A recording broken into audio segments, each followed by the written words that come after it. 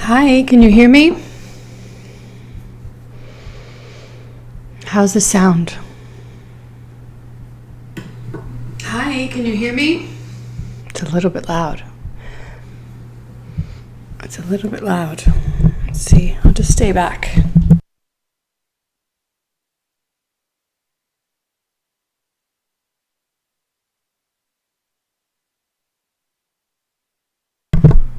How's the sound right now? I don't want to get too close. It just seems a little staticky.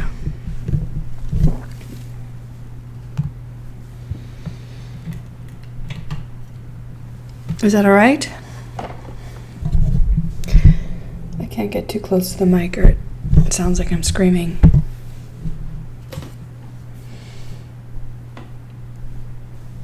All right. So you had a test last week. Some people were horrified with the results. It was worth 10%. It's not a huge portion. But it gives you an idea of what I expect. If you recall, and we do have the video, the class before the test, I was kind of trying to give you more time for the test. So I guess some of you feel you could use more time for the test, feeling a little rushed. So I have no problem giving more time, but I guess we have to agree that I extend the time of the tests. And remember, when you submit your written work, it doesn't, you don't have to submit the written work, so it doesn't have to be perfect in presentation. It's just to show your thinking, your logic, in case there's debate about the interpretation of a question, and that you have a leg to stand on, because I can see how what your thinking process was and how you interpreted a problem. So don't waste too much time on preparing the submitted notes. That's my point. You should just answer the questions, and whatever you did to answer the questions, you can mention, or you can work it out on paper, especially for the quantitative problems, of course. So I'm prepared to give you more time for the tests. I actually, I like the idea of just having the class that day, because we do need the lectures.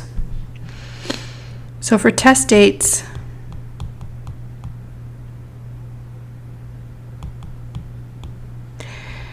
we're going to get together let's say 9 to 11. Then I can leave the test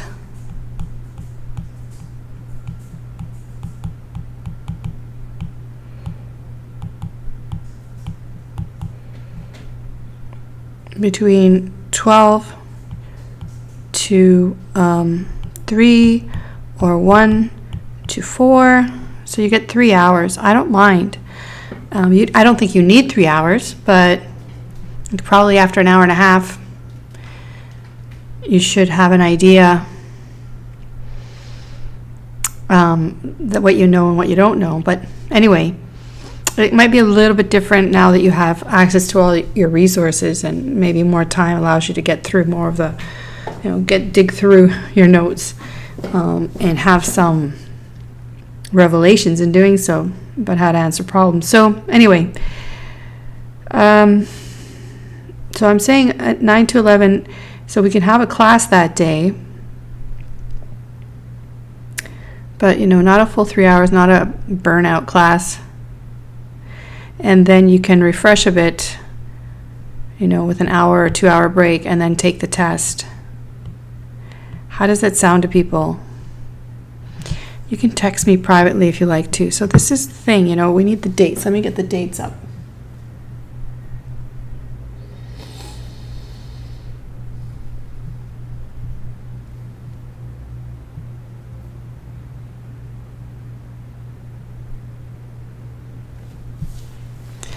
I think my dates are March 27 and May 1st. And for the final, I did not put a date. But the final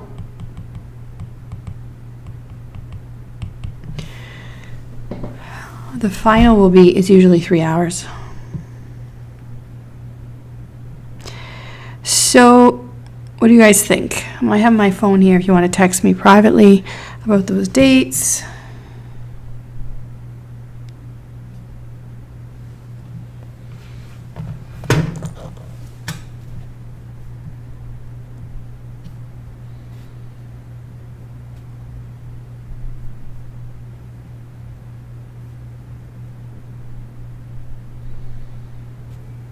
Okay, so what do you prefer?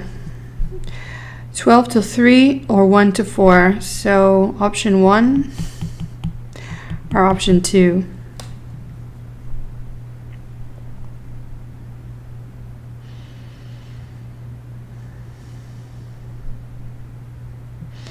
Also, if it does anything to help you, I can I can move the weight of the first test to the final exam. Okay, so I'll see if that helps you at all in the final exam.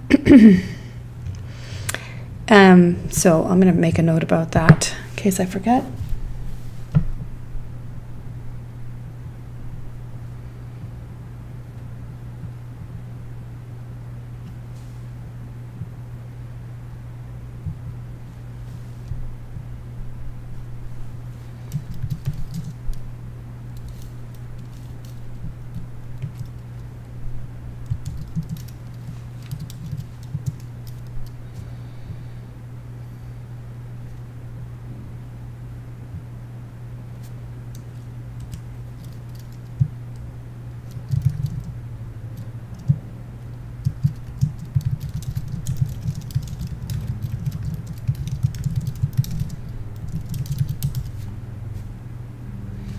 Okay, so most people prefer just to write it from 12 to 3 with a 1 hour break in here. I can stay online too to answer questions or something. I can be available before the test as well. I'm available anytime, if you have questions. So some people ask me to solve the test problems or questions about the test problems.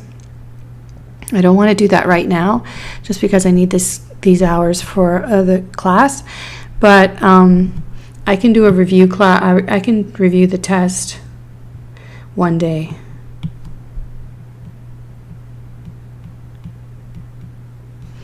I shouldn't put that there.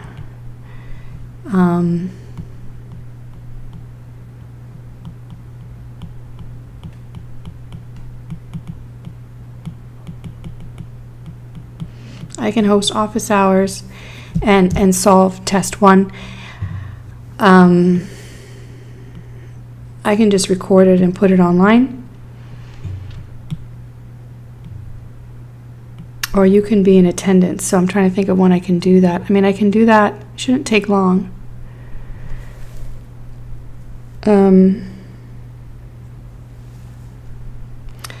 I'll circulate an email about it, okay?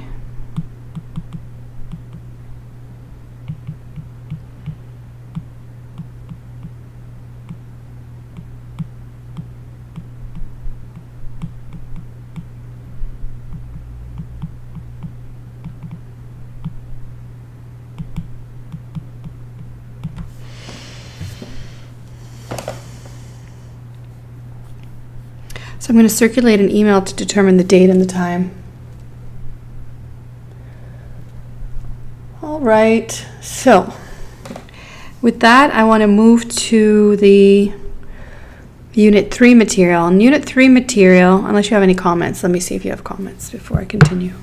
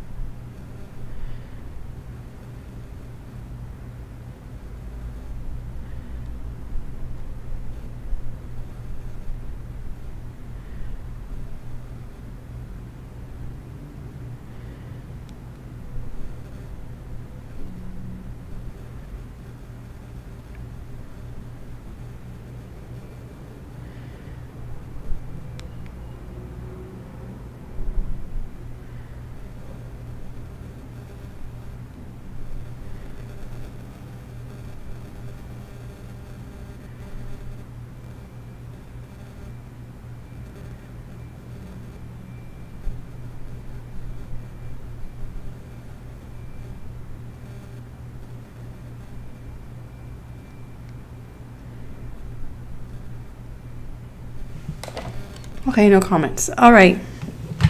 All right, so Unit 3.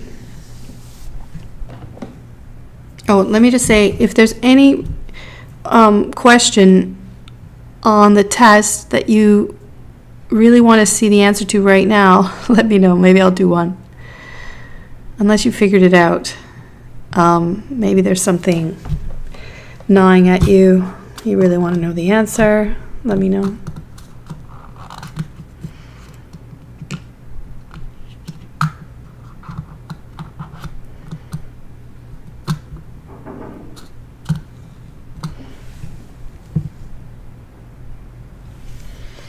You hear static?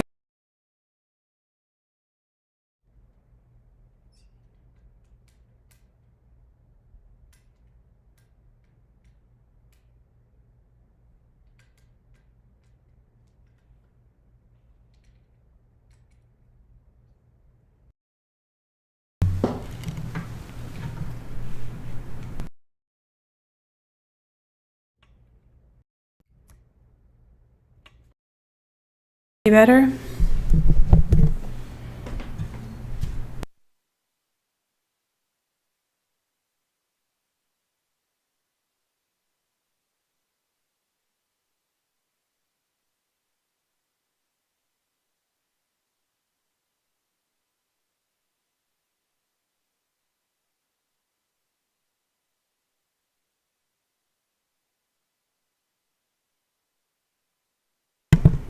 Yeah, I just think I have my new computer and I have all these adapters. So I've got the cable going through 2 adapters. So it could be the adapter. One of them is old. Okay, so just keep me posted on the sound.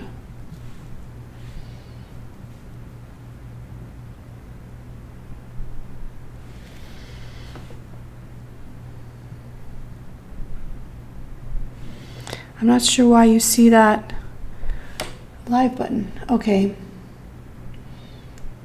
So number 5.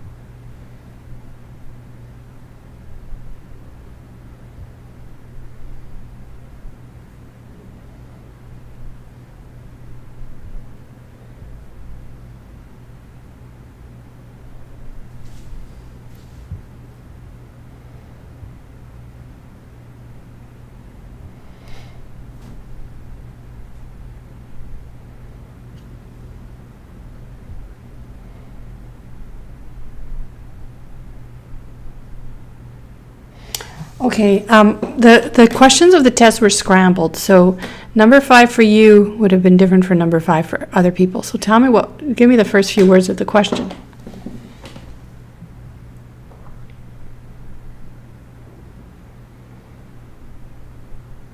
Okay, find the mean, okay?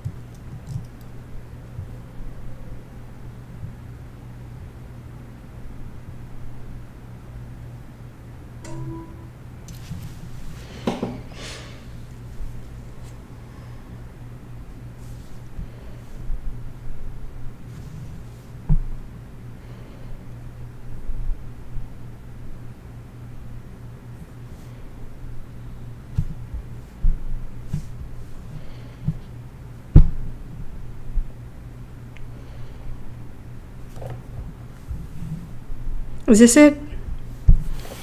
There are 3 separate sections of statistics in a year of the MBA program at a university. The average score in one class is 200, with 200 students, is 58.8, and in another class with 175,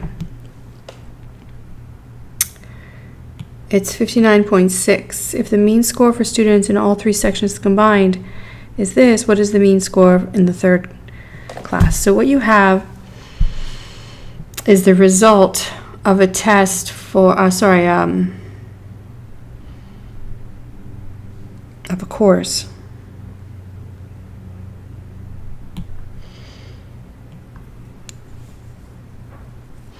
Now the total number of students is important. So 200 students in the first, 175 in the second, and 125 in the third. So N is equal to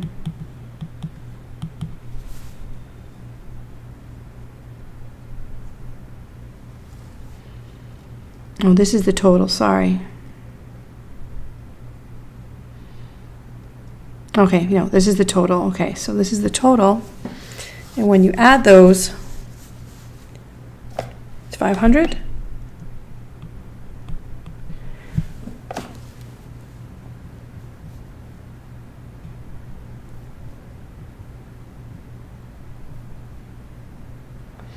Yeah, it looks like maybe they didn't.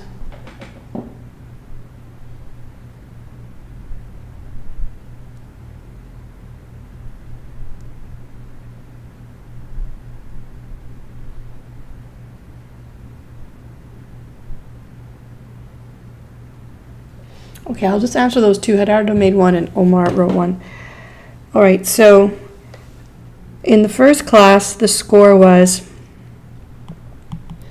58.8. In the second class, the score was 59.6. And in overall, it was 60.23. So these are the ends and these are the scores.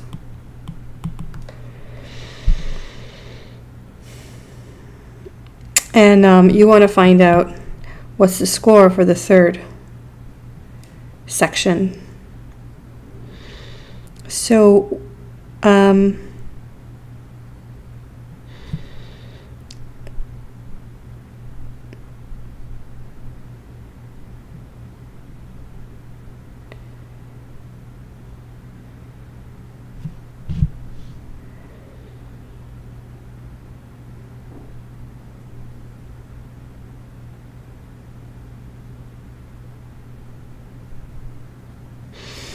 so you use these numbers here, the sample size, right, or the class size,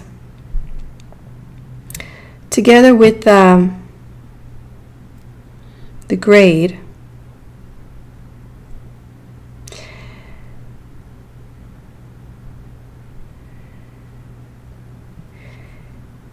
This gives you the overall score.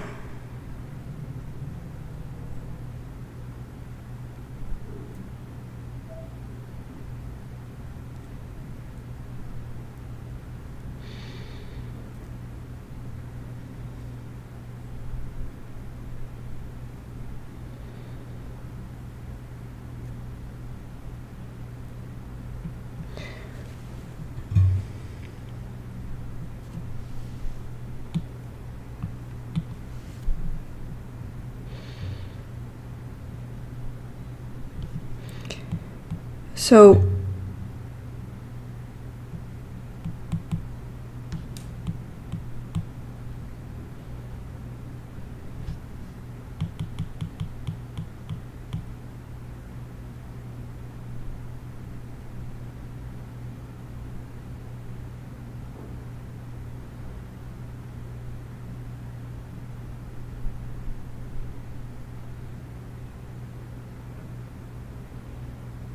okay, so to get this number,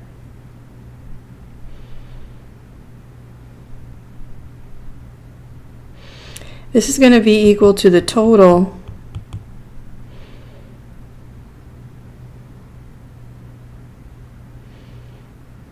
scores divided by the total number of students, right?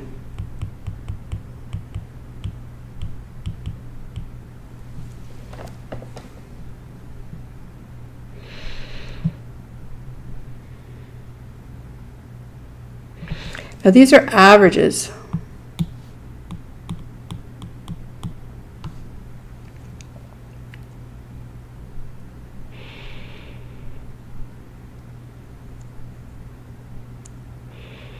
And these averages were computed by taking the total score for each test and dividing by 200. So what you need to unravel is you can get the total score for each of these tests.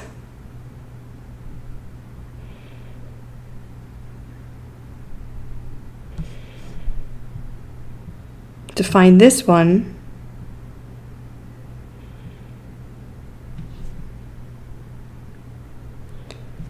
so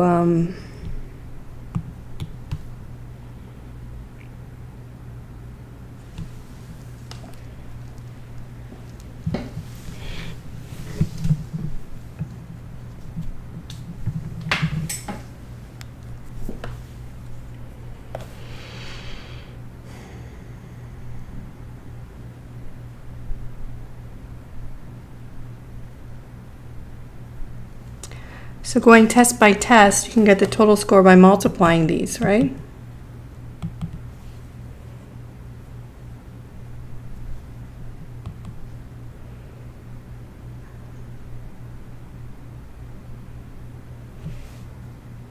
So that's basically the trick, that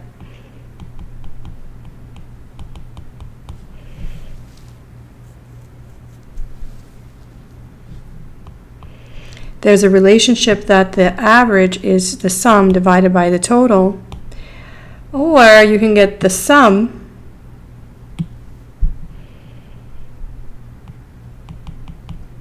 equal to n times the average, right? The sample size times the average. So you take the average and then you scale over how many people there are to get the total.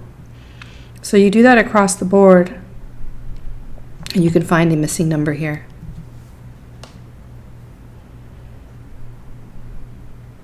Now you might have done it a different way and got the same answer, and that's okay as long as it's logical.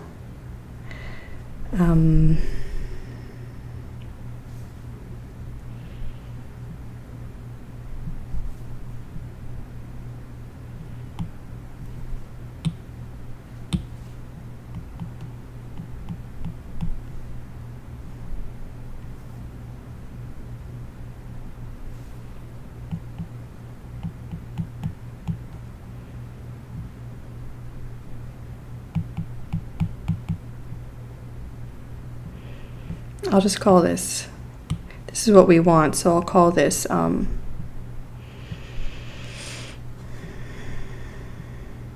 call it T for total. I guess I'll call it X, but I don't want to confuse you with the other X floating around. Okay, so that's T for the average score. No, I want to make it, okay, I'll call it X bar. So that's what we want to find, the missing average. And then the total for the last bit,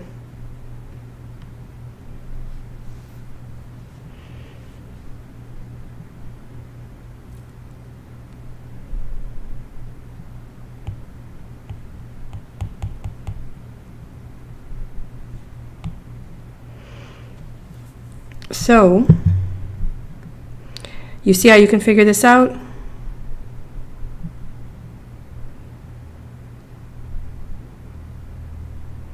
So these are all the totals. So I just take, this is one way to do it anyways.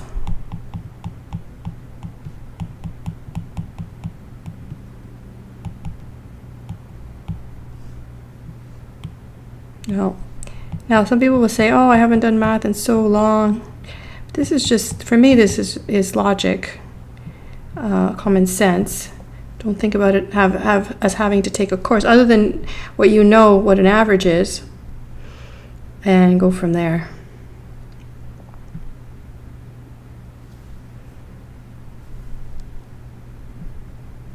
And a little bit of algebra, unfortunately.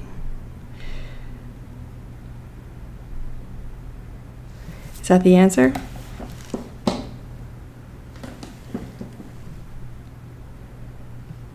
So you have to sum all of these. Did anybody do it that way?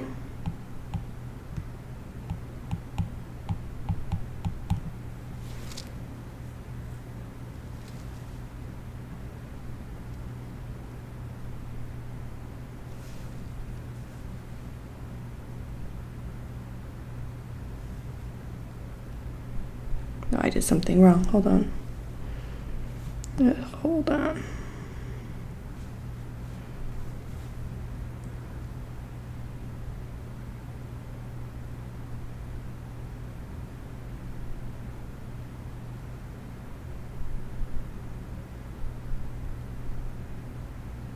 I was right. So it's 7925 divided by 125.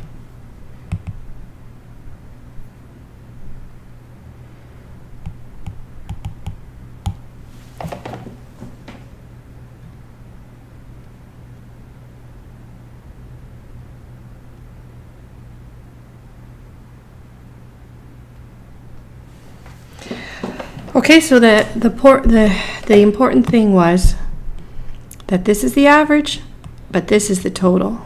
So you can get one from the other. Usually you're looking for the average, right? But you should be able to find a total using an average, and that's really important too, because you might have data in averages, and you might need to use the total instead, just like we did here, to find an unknown.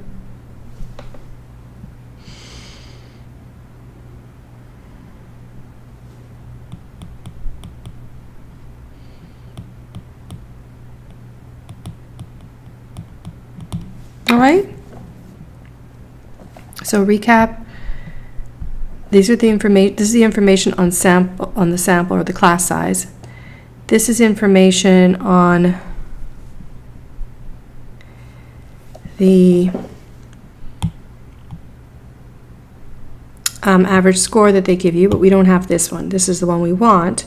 So I can unravel this because these are related by the total scores. I get the total scores. This one I don't have because I don't have X bar, but I can find it indirectly.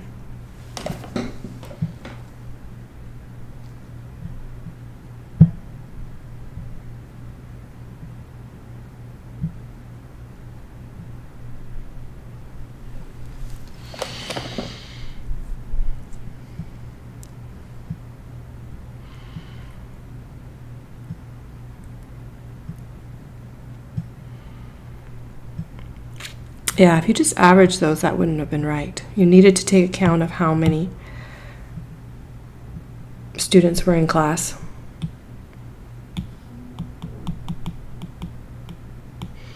This is number of students. This is section 1, 2, and 3. All right, and the other one?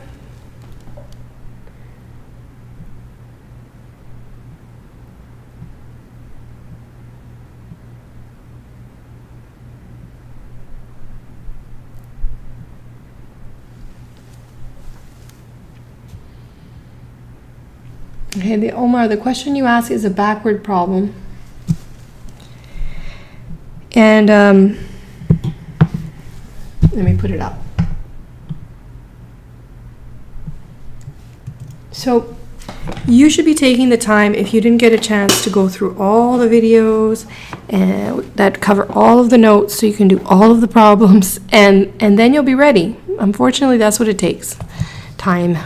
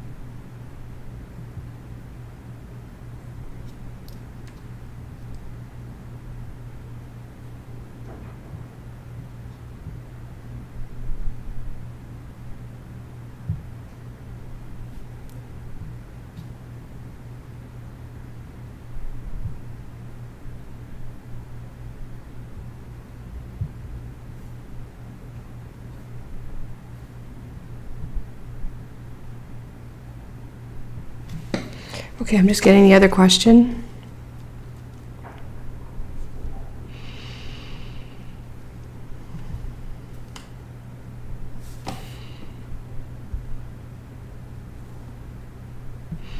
Not there yet.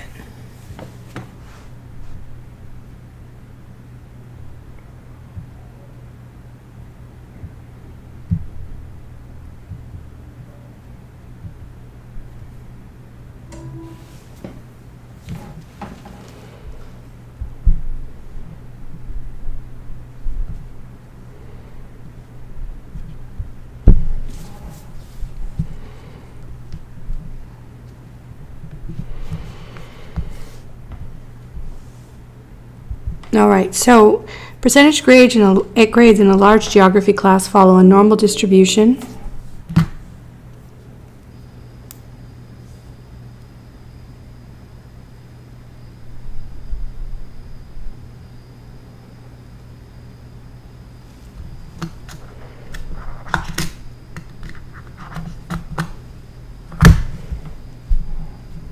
Oops. Okay, so, sorry, I got a message. A normal distribution with a mean of 67.5 and a standard deviation of 12.5. The professor decides to assign a grade of A+ to the students with the top 8% of grades and a grade of A to the next best 12%. What is the minimum percentage a student needs to earn an A? Okay. All right, so there's many places you could go wrong with this problem, but let's work it out. So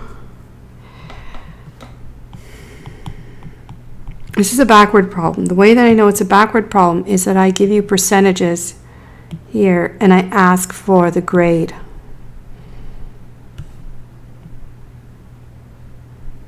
Oh, well, the grade as a percentage. Okay, so it looks okay. So this can confuse you in many ways. So this is actually the variable of interest.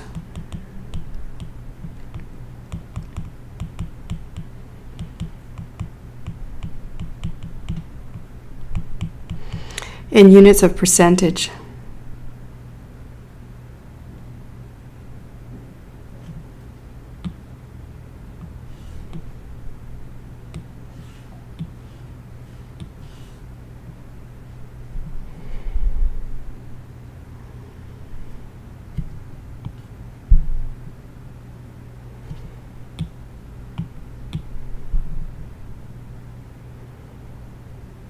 And so this is a backward problem because I reference the percentage or the percentile score.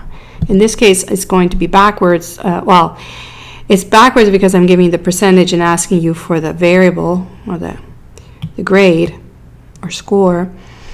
But also, I'm looking at the top end of the distribution, so you might have gone wrong there. So let's draw this. So we're going to draw this, but we're going to draw this with the z distribution in mind because I know about that. I have a table on that, and I also have Excel that can help me get values for percentiles. And so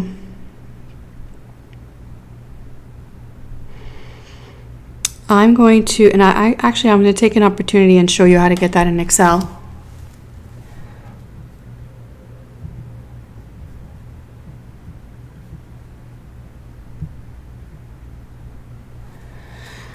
All right, so where I want to be, where I'm interested in is over here. The people here get an A+, right? Where there's 8% of the population. This is not the greatest drawing. It should be a little flatter, but you get the point. I'll leave it. Now, the next 12% get an A. So that means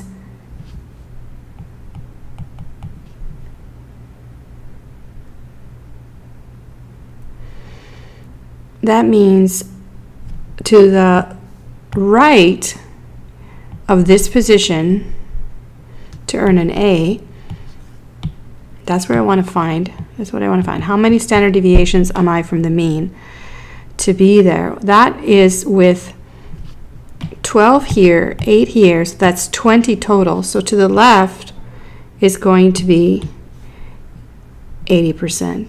So it's the 80th percentile. That's really important because the table is in percentiles.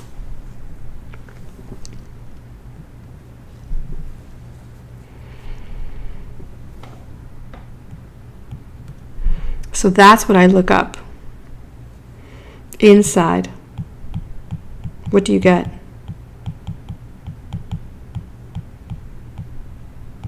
So you look inside the table for 0.8000, and then you look out to get the z-score.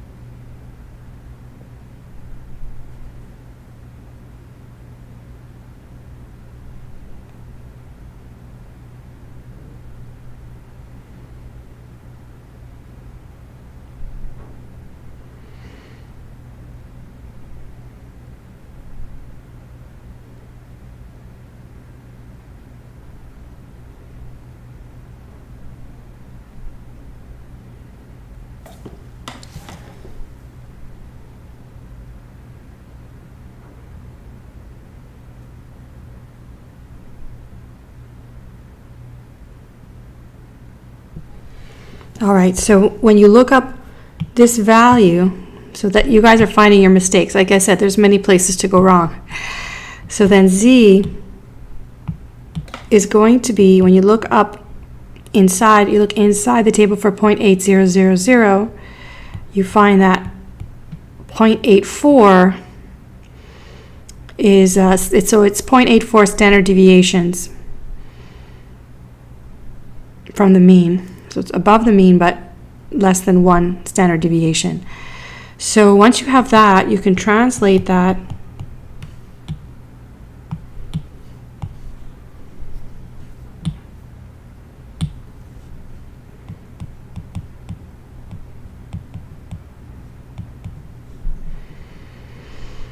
so x equals z standard deviations from the mean.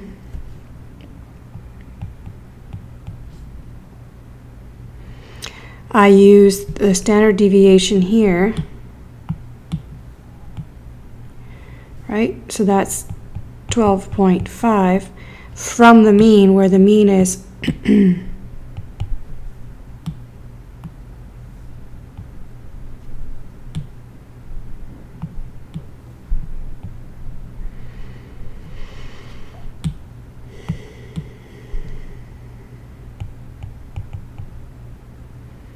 67.5.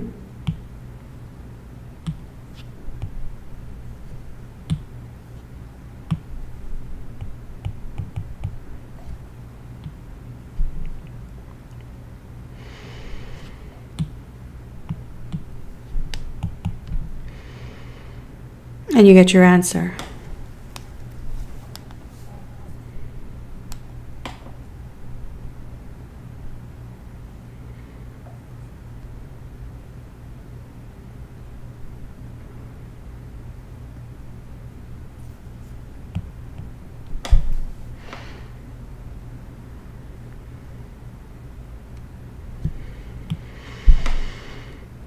All right, so you get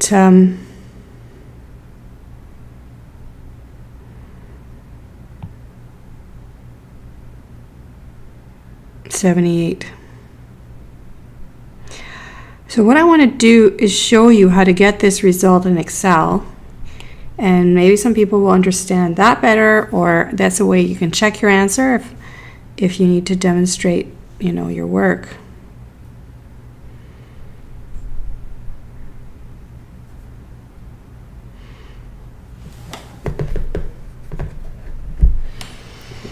Okay, so Excel,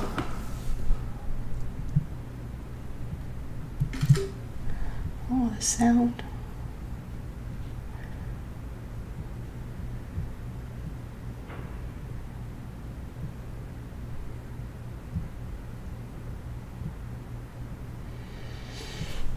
So if I get Excel, I can use, so this is some other work.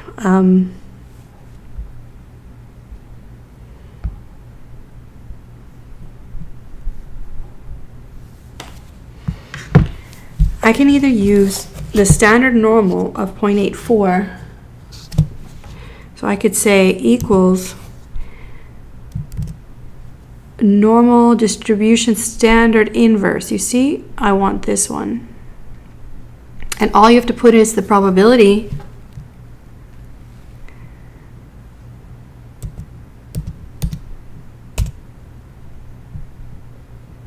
What did I do wrong? Oh, that's not what I want to do. Sorry. That's not what I do. I want to do, it was point, so inside 80%, right? 0.80. And that will give me the score. So this is the z-score. So you guys can screenshot that. So that's how you can get your answer. You need to know what you're doing. So that's the inverse or backward type problem, right? Where I give I put the probability in and I get the z-score out. Alternatively, I could just do the whole question in one step. Because with this, then I have to do step 2 and calculate the actual value of the grade. So in one step,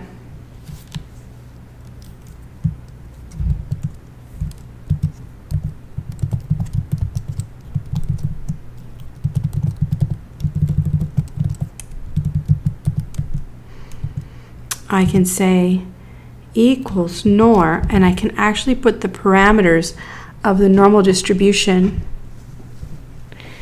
in there. Now, it's still a backward problem, so I do want to put the probability in, but I have to tell Excel the mean and standard deviation of the distribution. Oops.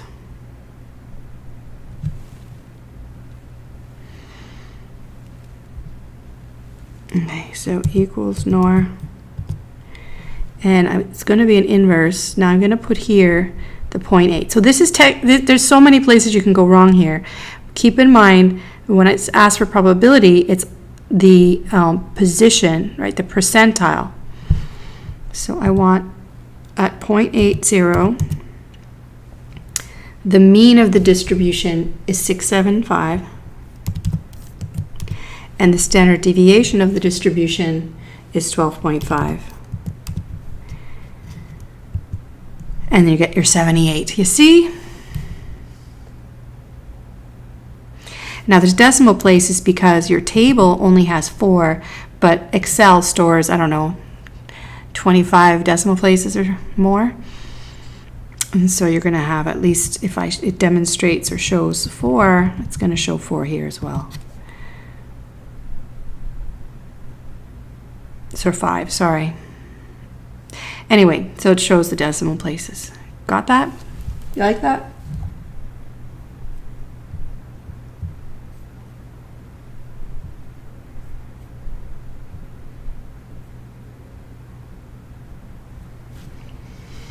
Okay, so that's how you use Excel. Now there's many different programmed distributions here.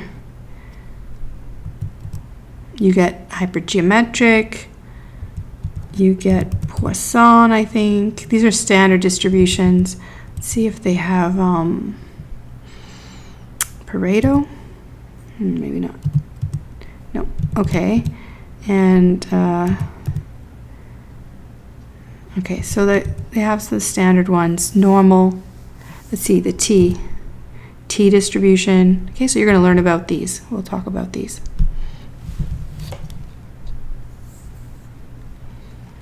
So with the equal sign, it activates the function. You like that? So you guys can use that to check your answers, and that's up to you to do. All right. So let's get back to Unit 3 then. We can start.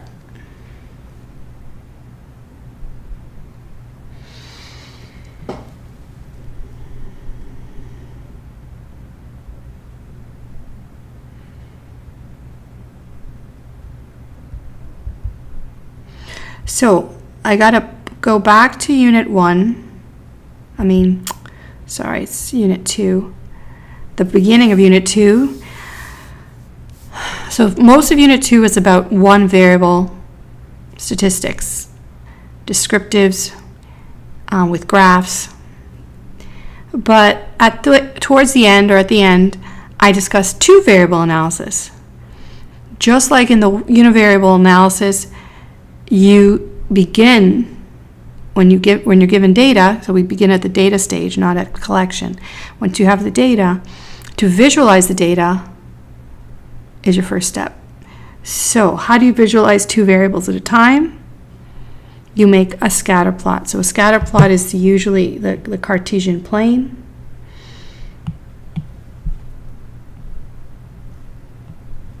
Right? And we usually put X here and Y here. So that should be familiar to everyone from school, from education. And doing this in statistics, it's done in a particular way. When I put Y here and X here, I'm treating X as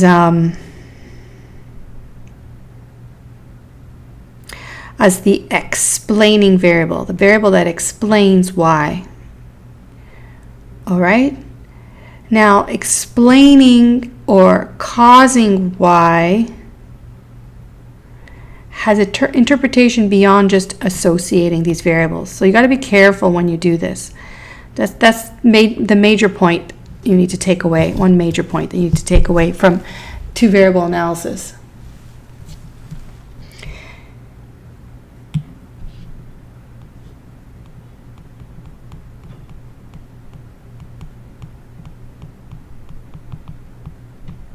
So it could have no meaning. You can put just whatever variable here or whatever variable here, but you're still using, in what we're going to do with this, we're going to use X to explain or predict Y, if it's a good idea. So we need to determine if it's a good idea, and then we're going to look at the pattern.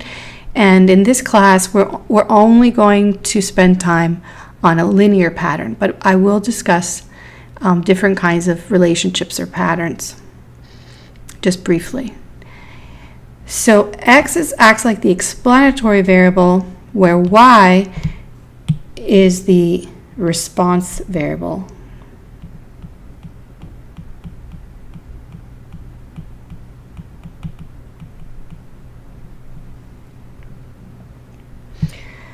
Since Y is the variable that I'm using, that's like my response or outcome variable, it's dependent on X. Like the degree to which it's dependent is to be determined by the variables that you use. But that's when I scatter them like this, or when I draw them like this in a scatter plot, the pairs, because there's two values for each observation, the pairs will plot like that. Okay? So we call Y a response variable. We also call it a dependent variable, and it measures the outcome of a study.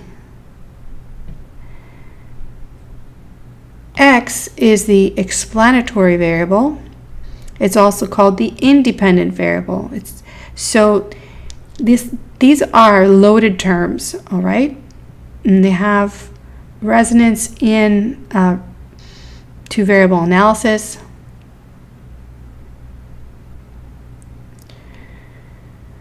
So I don't take it lightly when I explain it at the beginning.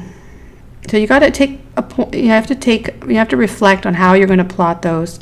Which one are you implying you can relate to the other, and how? X is supposed to be relatively independent, at least independent from Y, if those are your two variables. But you can also have more variables, right? A process can be determined by several things. So for example, what if I'm interested in the final grade of my students as an outcome, and I'm concerned that missing classes is leading to lower grades. Now, there's probably other things that influence the grade, but I'm going to use number of classes missed as a proxy for all those other things. Now, what it doesn't pick up, what missing classes doesn't pick up, will influence the relative ability for me to predict your grade, a student's grade, from the number of classes they miss. So there may be other variables. We work with two in this class. I'm going to talk a little bit about more than two variables. I'm also going to talk about the relationship and what it looks like, the pattern between those variables. Always be cautious about what you're saying, whether you think X causes Y. There are measures, you have to be careful about saying one variable causes another without the gold standard of experimentation or some other information. Okay, you can't just take two variables and plot them and say, look, I put X here and I put Y here, and one causes another. So for instance, we saw in that video that ice cream sales on one axis and drownings on the other, they're correlated, and there's a relationship that's being picked up. That could be caused by other variables, but plotting X and Y in a certain way has implications that you just have to be clear about as being just associations or correlations, and that other variables could be explaining relationships.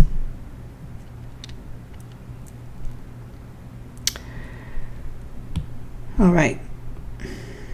So I just mentioned a few things here.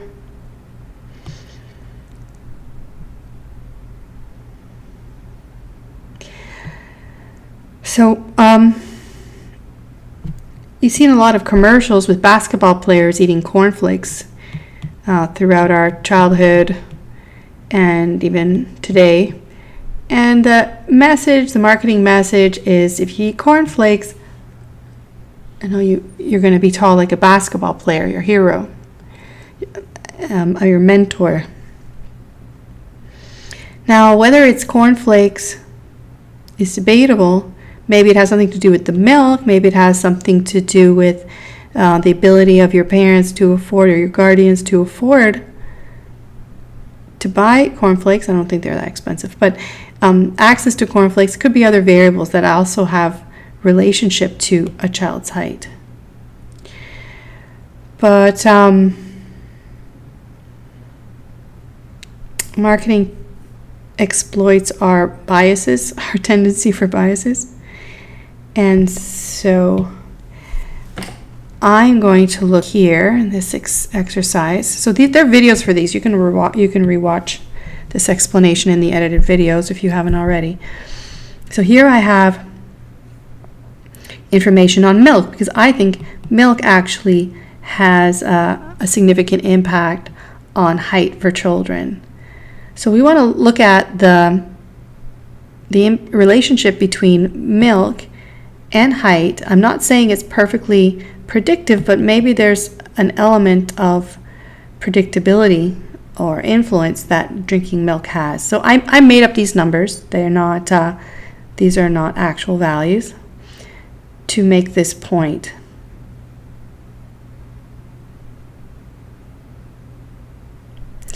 I'm going to use the response variable y as the height, right? That's the outcome of interest, and I'm going to use cups of milk on average that are consumed in a week. This is for children age 10, where diet can actually have an influence on height. So I could plot these on the graph below, and I'm going to plot them. I also mentioned this, y versus x. Whenever you see this in a statement of two variables, it means the y is the first one,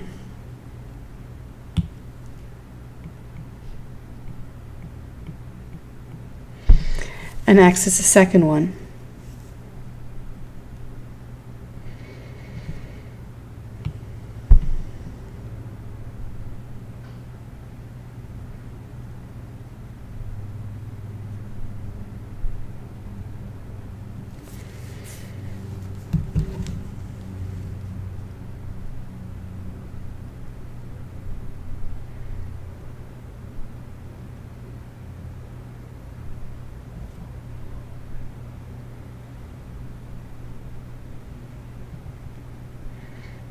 Okay, so height is the first one, that's the y, and x is the second one, that's the cups of milk, which I've actually written, but now this is just a reminder that that's what those are.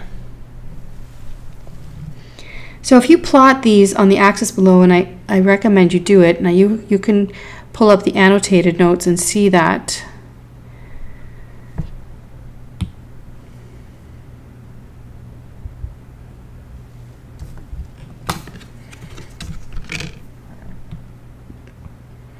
In making a graph, you should specify your variables.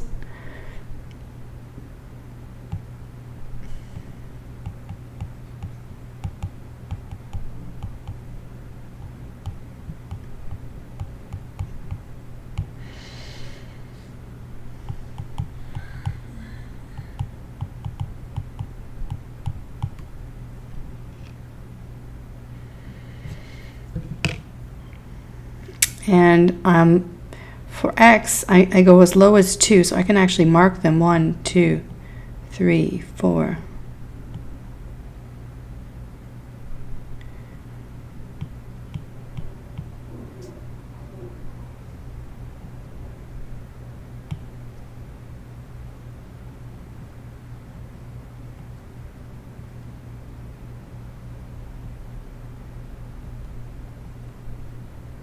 Okay, that's not good. So these are in 2s. Let these be in 2. So this is 2, 4, 6, 8, 10, 12, 14.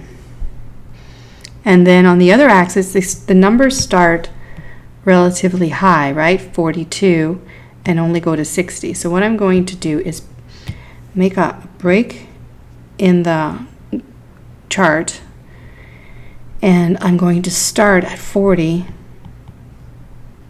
and then I need to go to 60, and then 50 is like here, and 45 is here, and 55 is here.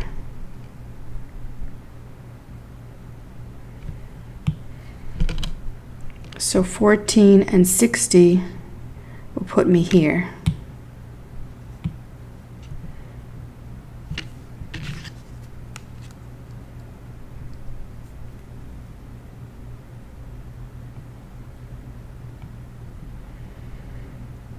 And 10 and 60 puts me here.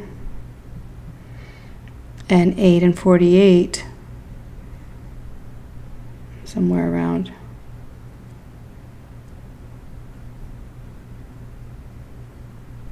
here, and 2 and 42 is here, and 6 and 47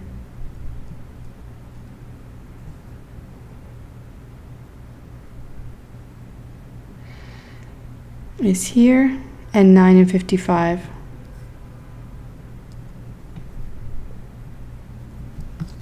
is here.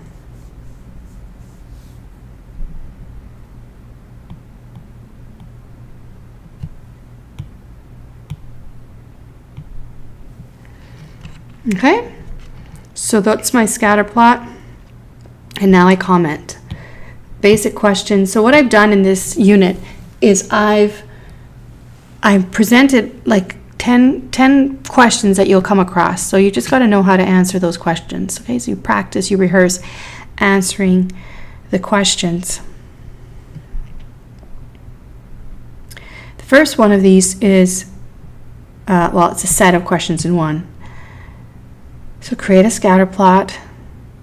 And notice I put dots here. It means there's more observations, but I'm just plotting the first few. Is the relationship linear? So that's the first part. And the answer is yes. So what you're supposed to look at is, could a line approximate these observations? Could a line approximate these observations? So why would I do that? Well, it's because there's a lot of gaps here. And maybe I want to estimate the effects on height of reducing milk consumption. But I want to estimate something like a number that's not there, like 5 or 3.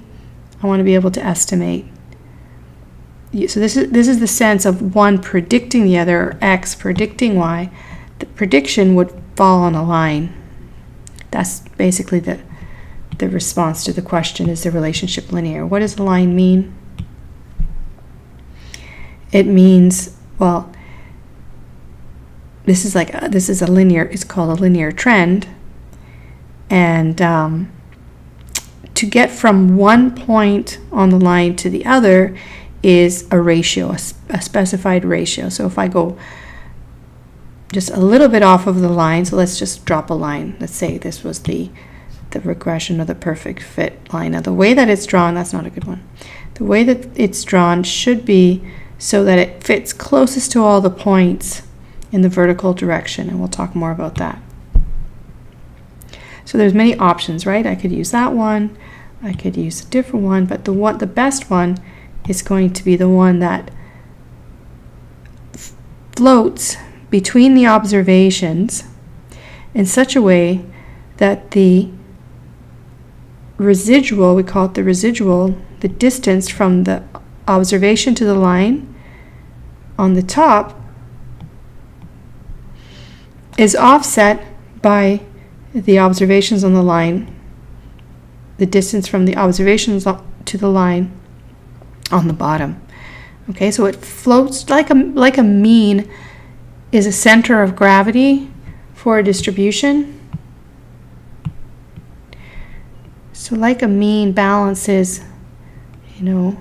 whatever distribution you have on a point, balancing off the weight, which are the values and the number of observations on this side with the values and the number of observations on this side.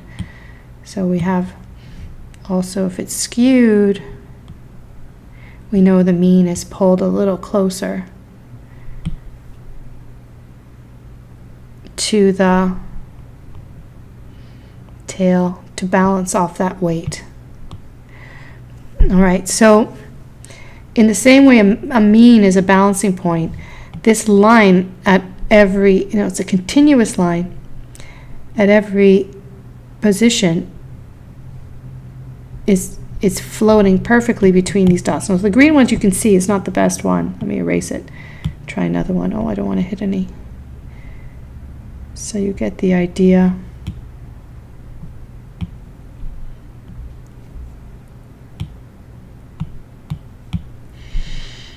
So maybe that's better.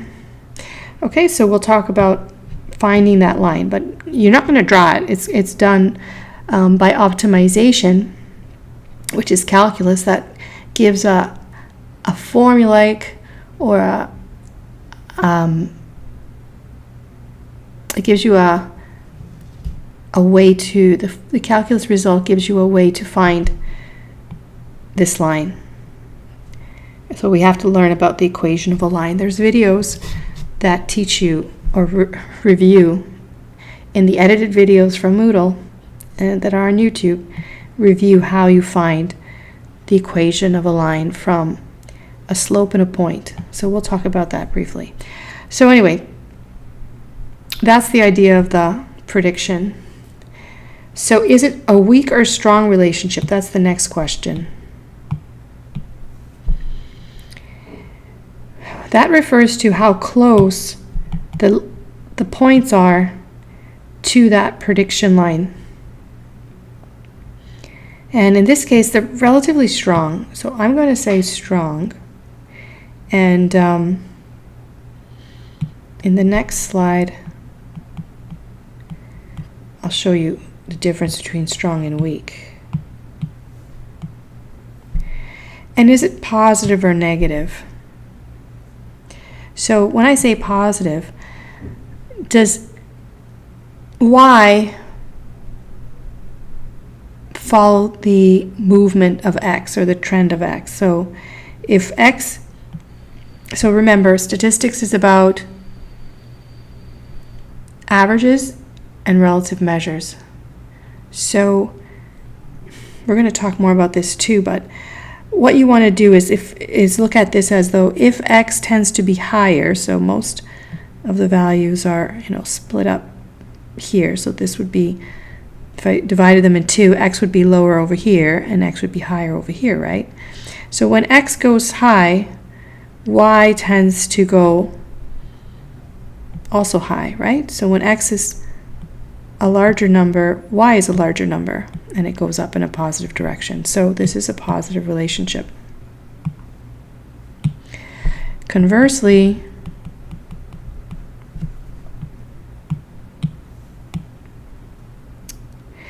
if y does the opposite movement to x, that would be a negative relationship. So if x goes higher,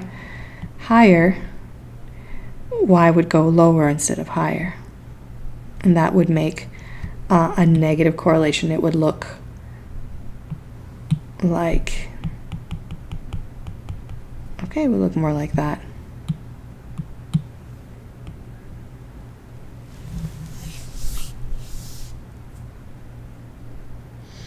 Okay, I hope you're not bored. I'm just taking some extra time to make these very basic principles extremely clear.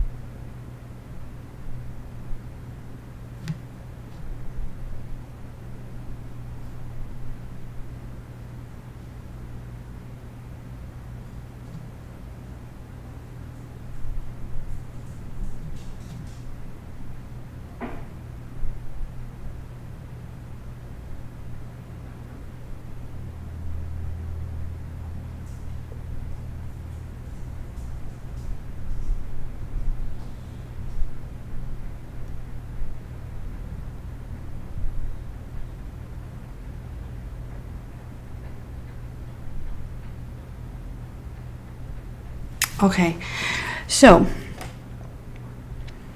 like as in univariable analysis, what we did was we talked about the 5 features, right?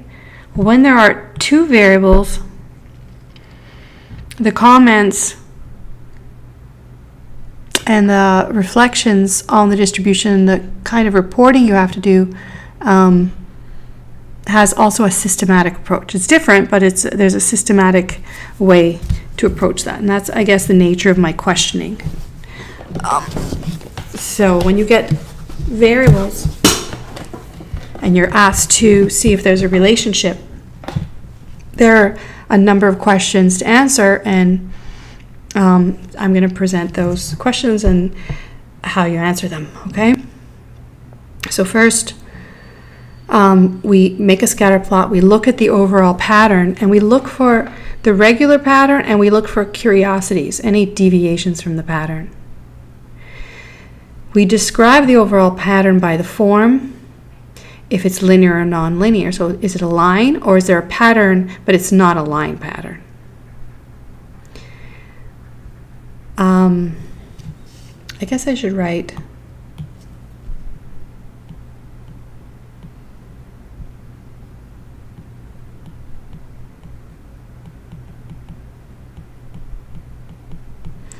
okay, so the options are linear, not linear, but some sort of relationship, or no relationship at all. You would comment on the strength, so how close those observations fall on the pattern, and the direction of that relationship.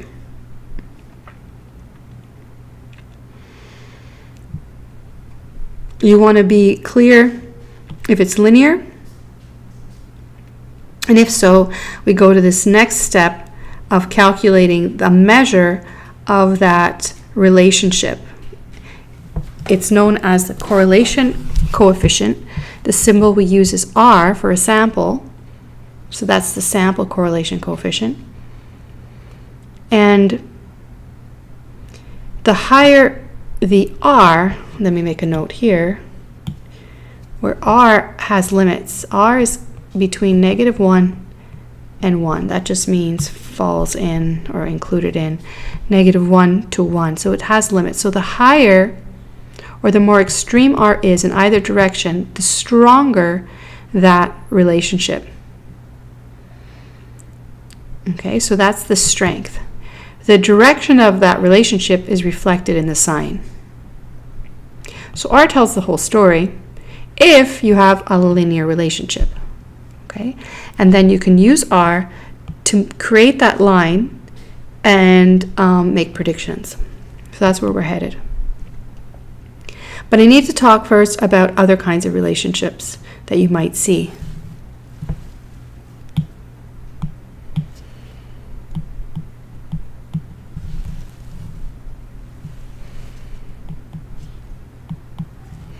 This is a relationship. Only 4 observations, but there's a pattern. It's a notable pattern of a curve.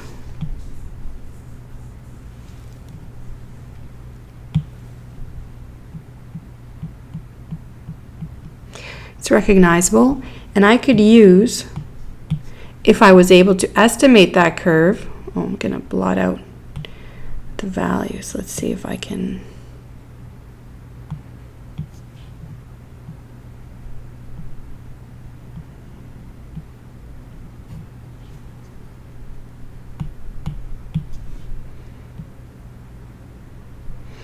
If I could estimate that curve, smooth it out, come up with a formula for it, then I could use it to make predictions where I don't have observations. So it looks like this relationship is negative to here, and then it begins to increase, okay? So it's positive. And that could be, in mathematics, you recognize this shape and you learn about the formula, the function for that shape. And that's really important because it helps you make predictions. So you see all the math you learned does have a purpose.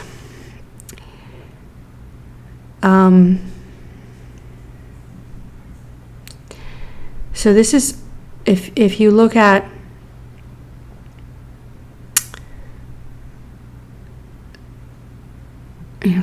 okay, well, I won't get into it. You'll read about some examples of seeing curved relationships. I'll talk more about the second one.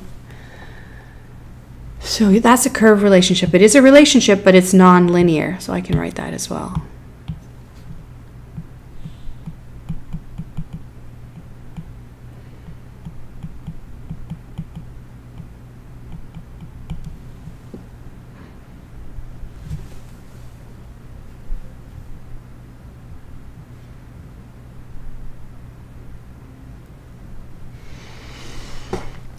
So then there's also this type of relationship.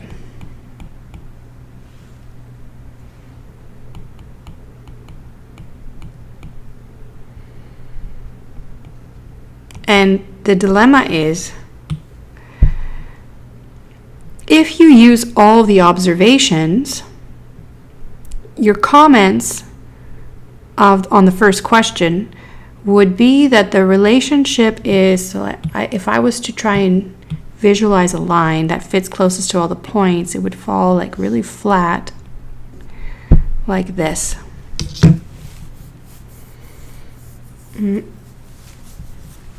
Maybe even a little higher. So that shows a positive relationship.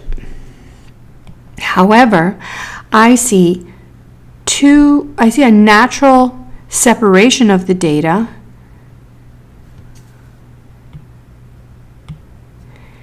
where the pattern is a negative relationship. So which one should I use? Which one should I interpret? Is it this or is it the negative? Well, this one, if I was to use all the data in one, is a very weak linear relationship. The values are all scattered around. They don't fit very close. And it's flat. There's not so much trend, right? So trend is picked up. Actually, I didn't mention that, do I? Strength and direction. Trend would be the slope that picks up how sensitive one is to the other. Let's add that statement.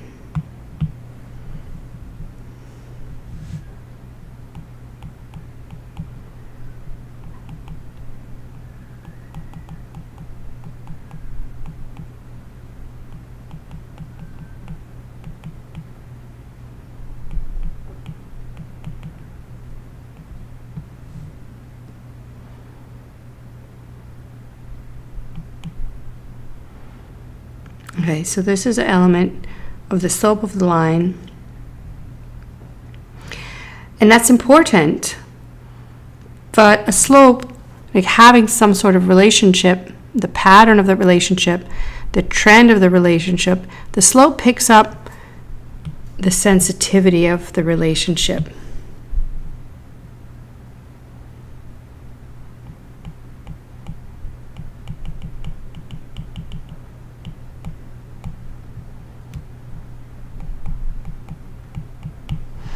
The sensitivity of y to x. Okay? So that's another characteristic that I don't have formalized here, but it becomes in the exercises I talk about it more. All right, so I would go with this, and I would call this a clustered relationship. So that is a relationship. And the only way to see it would be to have a graph. So it's critical that you make a graph first. Okay, you make a chart, a scatter plot, and look at the data together and see if there are natural separations in the data. And then look for an explanation. So any curiosities you see, you try and explain them, right? So what could be explained is, why is the data separated? And I gave an example, and I used X as the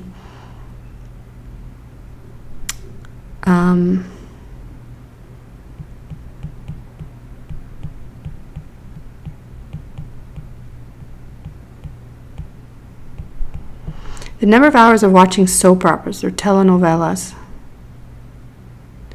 Maybe there's not two L's in that, are there? Okay, so number of hours watching soap operas on that axis, and then sense of well-being on this axis, or happiness. And it looks like, overall, the more hours of telenovelas that are watched, so as X goes up, Y, the value of Y goes down. It goes from here to down here, right? And here to down here, no matter which group you're in or cluster you fall in. So I made up this data as well, okay? But it shows that I'm not necessarily saying that watching soap operas adversely affects well-being, but there is a relationship, and the relationship is negative, and it's tight, it's strong. So now what's going on with the clusters? So now we try and explain the clusters, and we can look into the data, and it turns out, I'm just making this up, of course. If you notice, the Y values are pretty much, it's almost the same, right? It's almost the same. They're in a range of here and here for both of the the lines.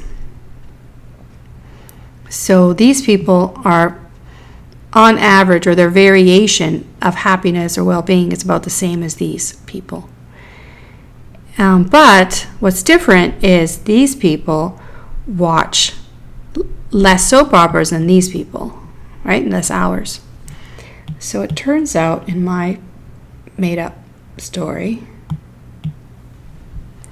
that this are women and these are men.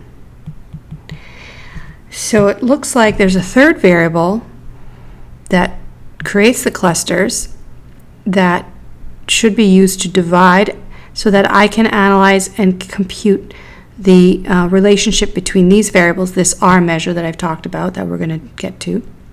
And I could do that separately for men.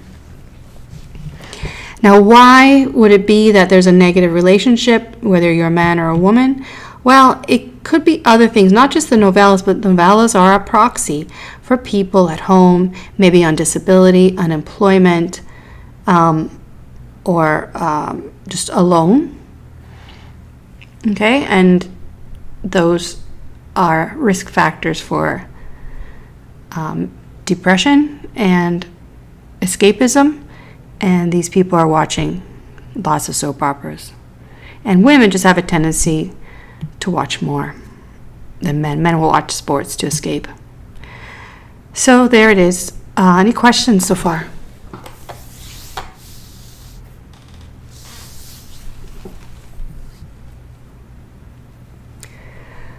Okay, so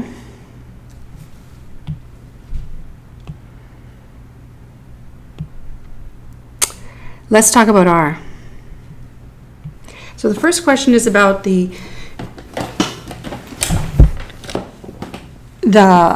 form and the direction and the strength of the relationship, right? The second question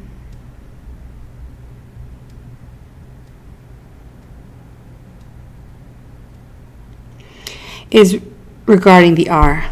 Now, I'm going to get to calculating the R in a bit. I'm going to teach you this and then we'll take a little break.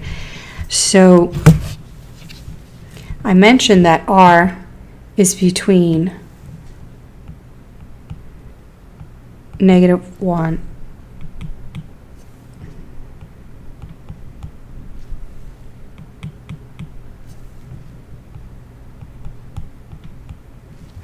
-1 and 1. So this means just it's found in this set of -1 to 1. And let's just look at different patterns.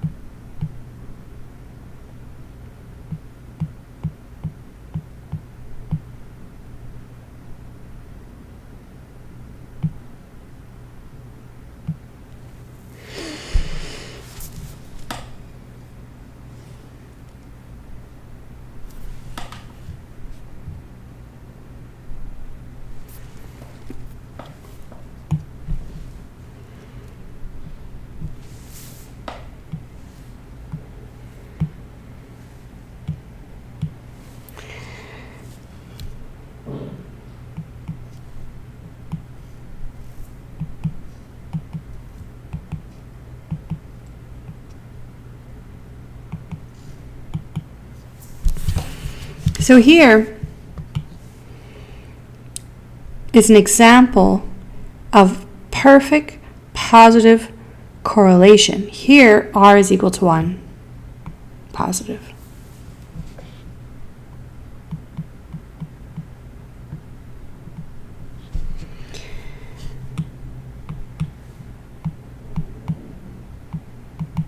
Do that again.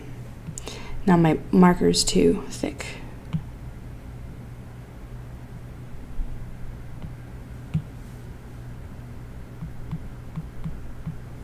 So R is equal to positive 1.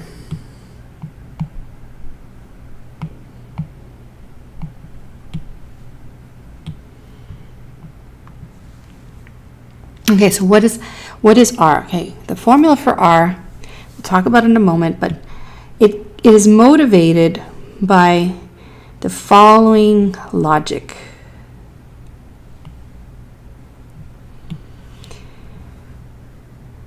Looking in the direction of X, the observations fall in this range of values. I'm going to mark like halfway between. So this is X bar. And I'm going to do the same thing in the other direction. Y, the range of Y values is between here and here. So let's cut that in half.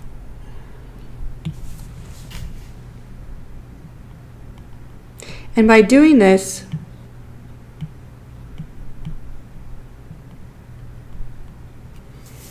I've split up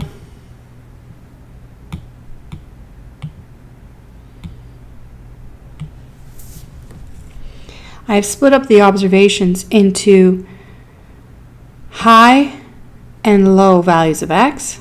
So these are above the mean, so I'll call those high. And high and low values of Y. So these ones are above the mean, they'll be called high, and these ones below, they'll be called low. Okay? So it looks like when X is high, the values of X are high, where do you find the Y values?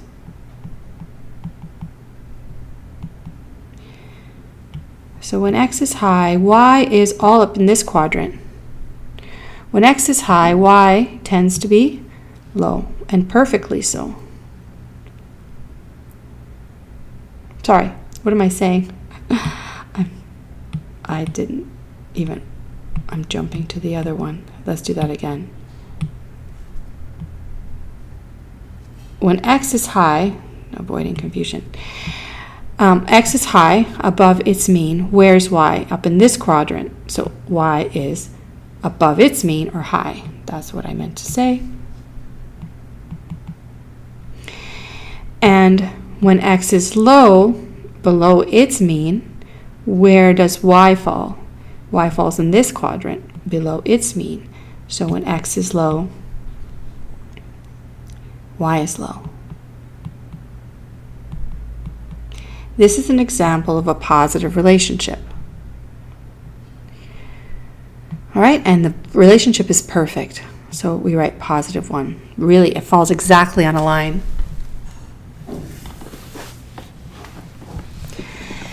And that's in contrast to this one here. So let's do the same sort of thing. I'm going to divide up the data in half.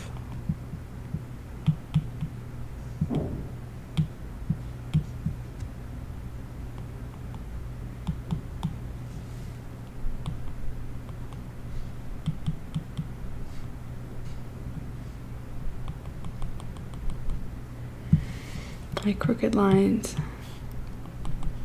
So this is Y bar and X bar, okay? So when X is above its mean, in which quadrant do you see Y? So X above, but Y below its mean. So X is high and Y is low.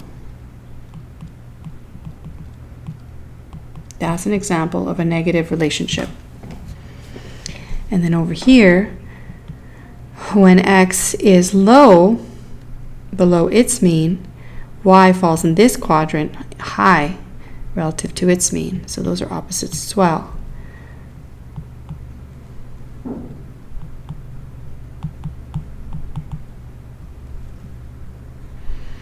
That's the example of a negative relationship, and this relationship is perfect. Perfectly negative.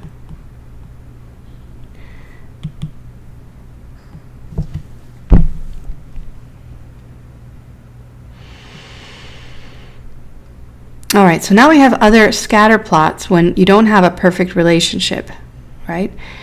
But there is a trend. This one is positive. This one is negative. Very, very weak relationship here and here as well. This one looks a little worse. So what would you give the R of this? What would you make the R of this one and this one? How about the one on the top?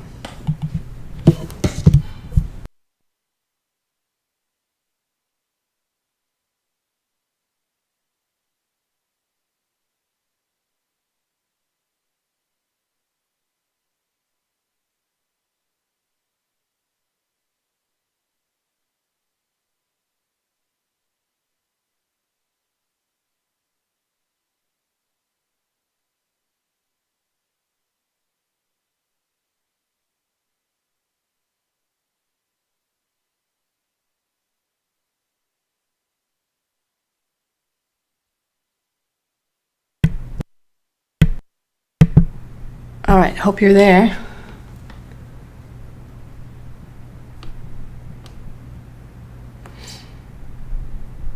Okay, just guess a value. Just guess it. It's not, I mean, we won't know exactly, but give me a value for this.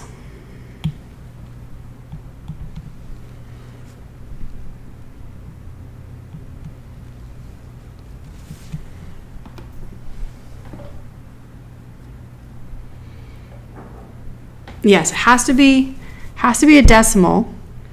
It's not going to be 1. So it'll be a positive and a decimal, and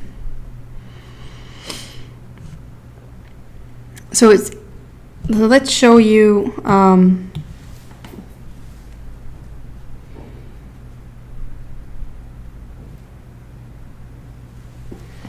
this is an example.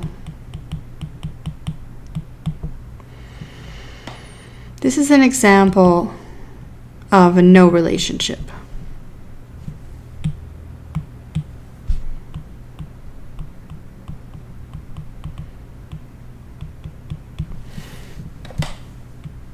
I could put a line here, but there's no trend.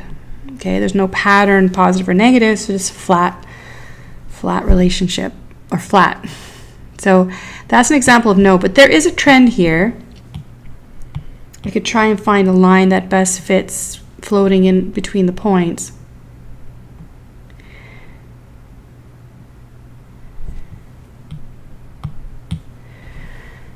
So we'll say something like I don't know, 0.7.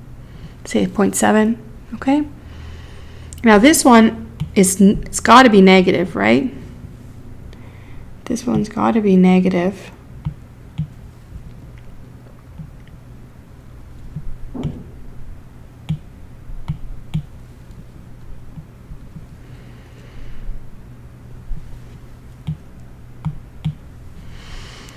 So it's negative, but it's a little worse than the other one, so I'll make it 0.5, maybe 5.5. Okay, so just roughly give you an idea, something like that, what you can see.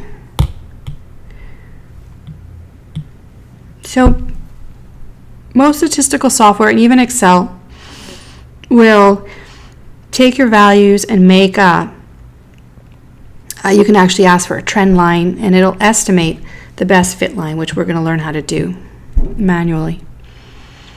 And it will give you an R. It'll also give you an R square, and it'll give you an R square, which is the square of this value. It removes the sign, so you need to look at the pattern to see which way the trend goes. Okay, so the last one I'm going to write is a relationship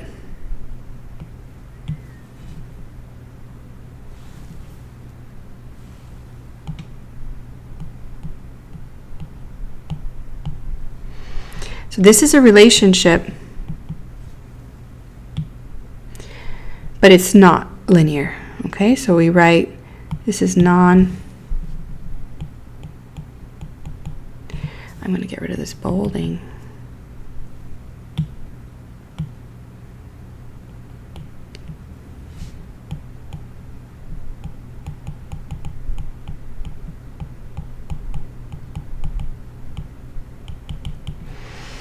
And I'm going to ask you now, what is the R? So let's take a few minutes. You guys get that, and then I'm going to open up Unit 3. So think about that for a minute. Take a break.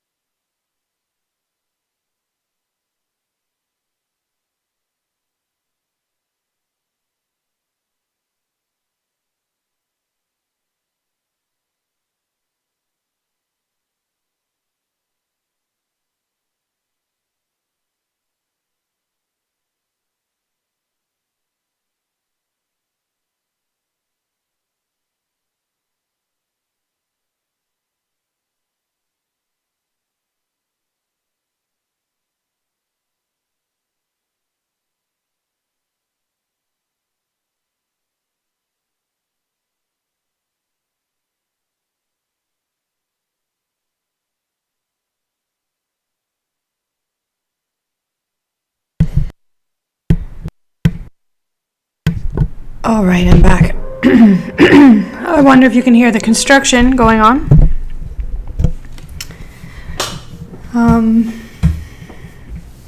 Hopefully it's not so bad.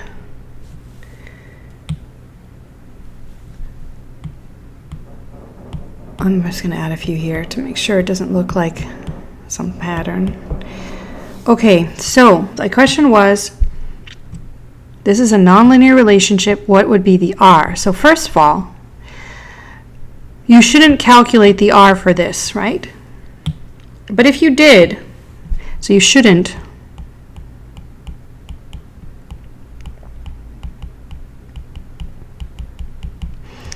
because this is not a linear relationship, and R is used for linear relationships. But if you did, think about what I just taught you, dividing up the data by the means on each side.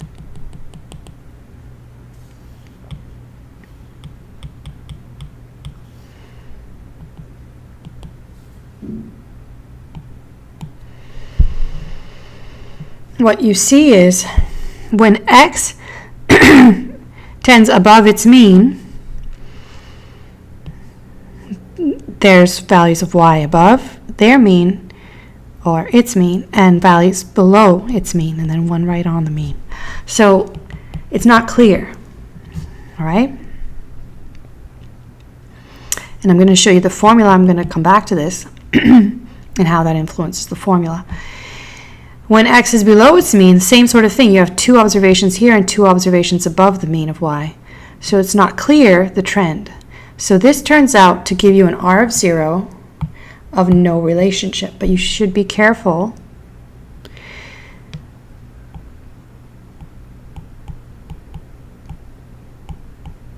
about interpreting that, because this is not a linear relationship and you're using R wrong. Okay?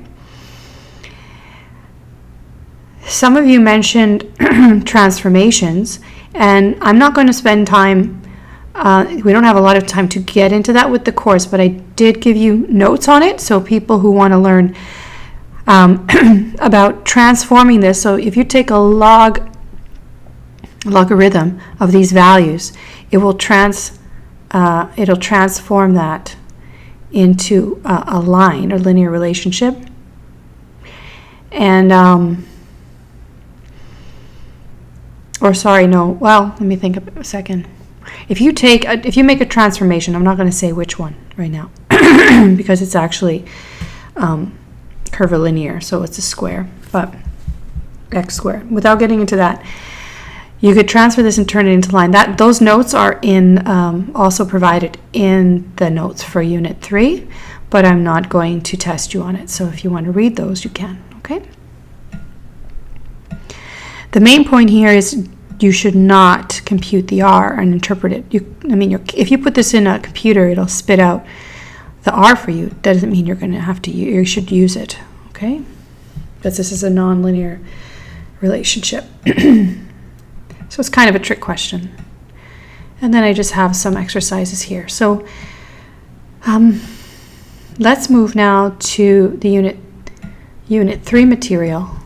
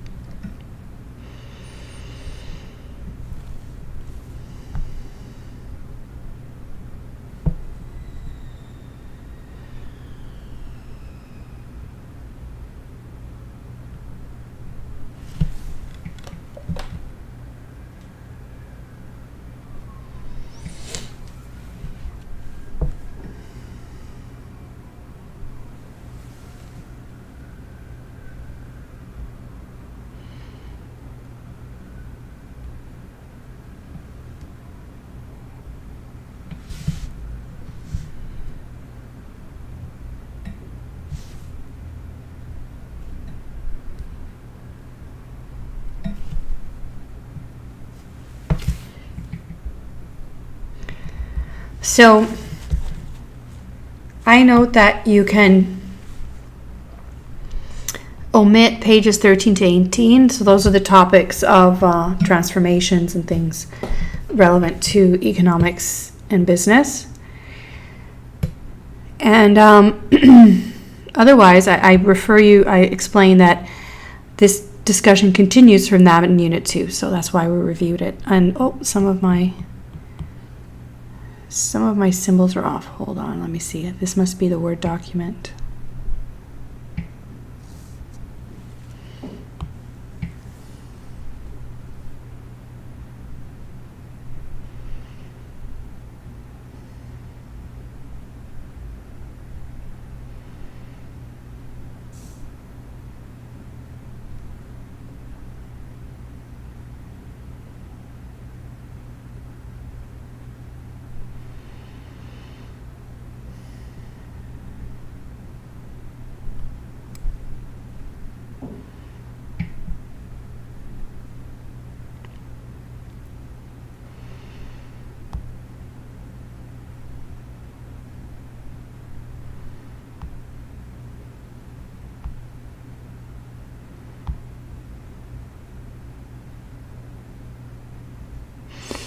That didn't work.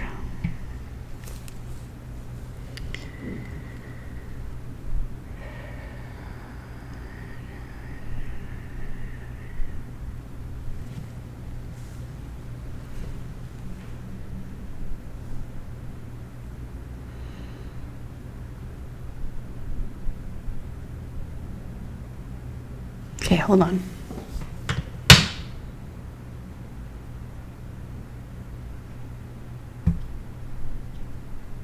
Oh, it's towards the end.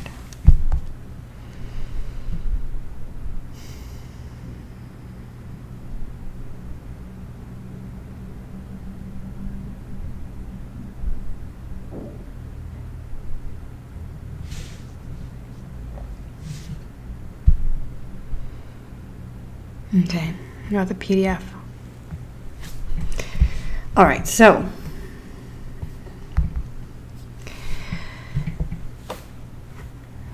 what is the sample correlation coefficient?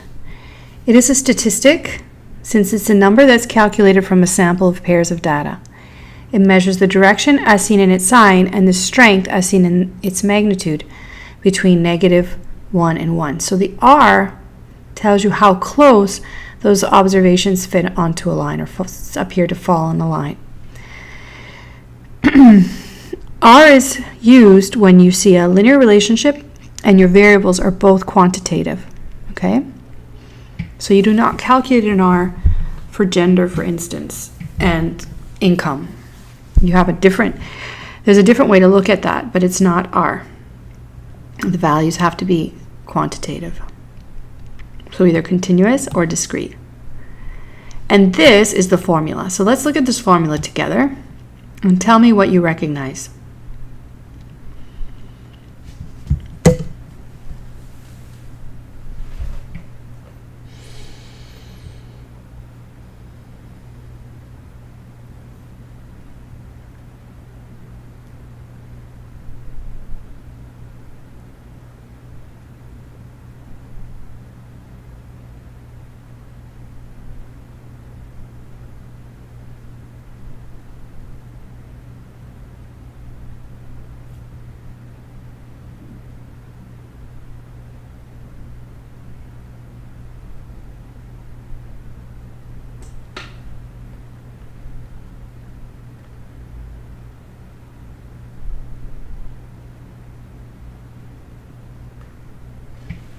No comments?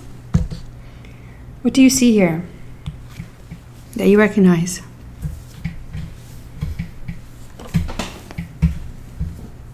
Nothing? Are you awake? Are you there?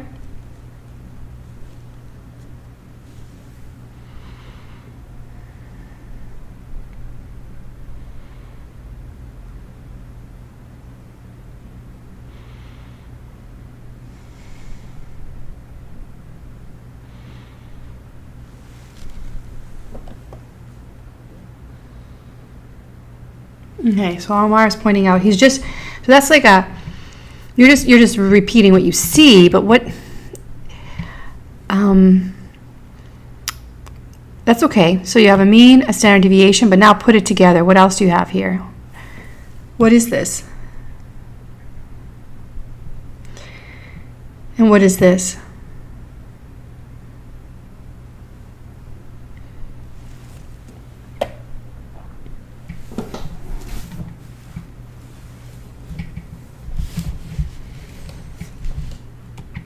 Can somebody tell me what this is in one word? Or two words?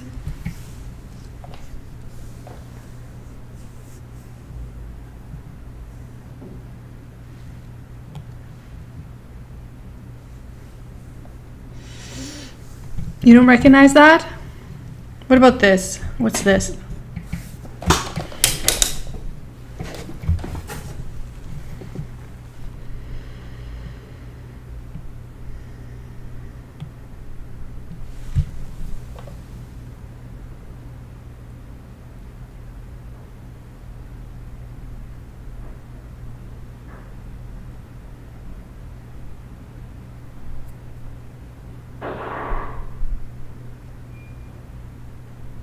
Nobody.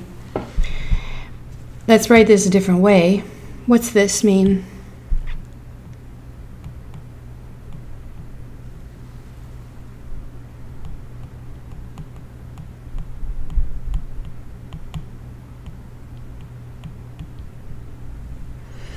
This is the standardized value.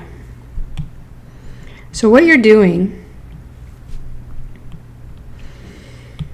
when you calculate R is you're converting every value of X to a relative measure. It's deviation from the mean, standard deviation from the mean. And you're doing the same thing to Y. So X and Y get treated identically. Then you multiply them, and that's very interesting because that picks up what we discussed.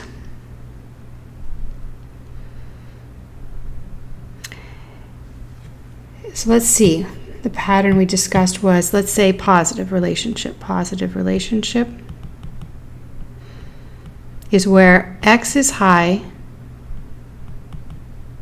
and Y is high. Also, X is low and Y is low. That's the relationship, right?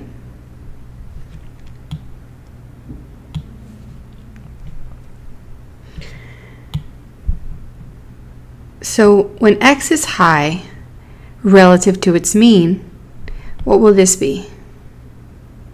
A positive or negative? So when X is high, higher than the mean, what will this be? Positive or negative?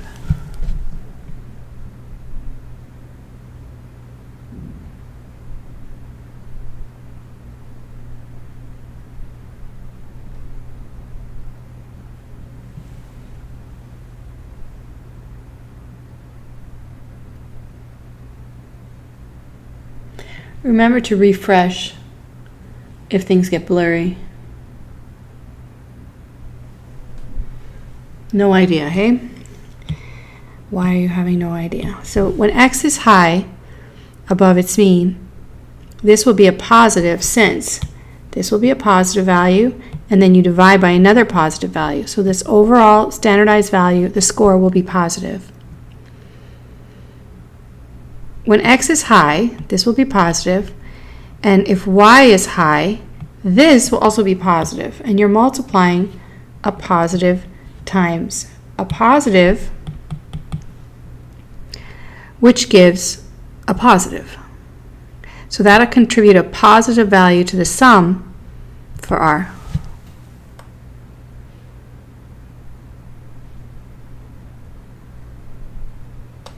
All right.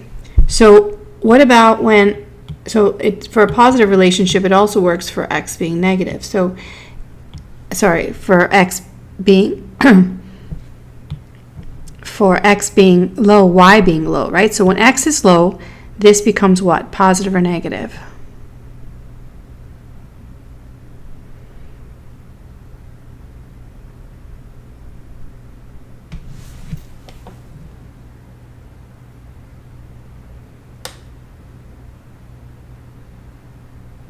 So when x is low, will this be positive or negative? So what does mean x low? X low means x is below its mean. So that would be x below its mean minus the mean would give you a negative. So this would be a negative, and to be a positive relationship, when x is low, y is also low. So this would also be a negative relationship. But when you multiply a negative times a negative, what do you get? Remembering that the standard deviations are always positive, so that doesn't affect the sign.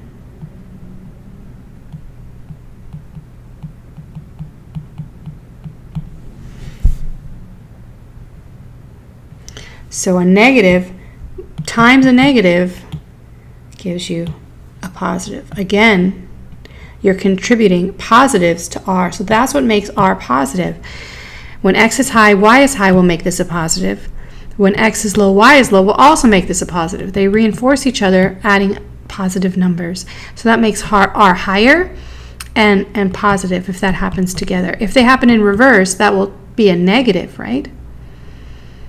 Sometimes, well, if this happens in reverse at any point, so x is high, y is low, and x is low, y is high, that'll contribute negatives. Let's look at that next.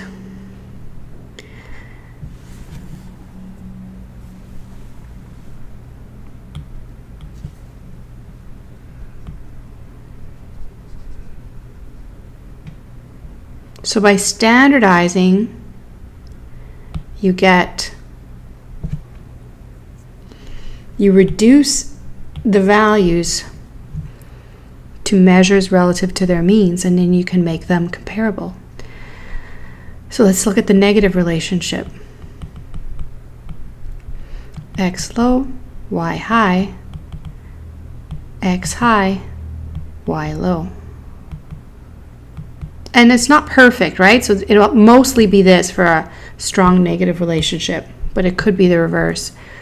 So, but if it's a negative relationship, most of the time, you'll see when x is low,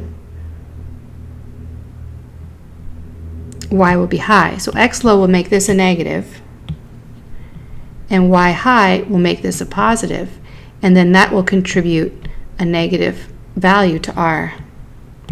And the same with this relationship. Because they're opposites, that will contribute a negative, making R negative. All right, so it's a degree to which the relationship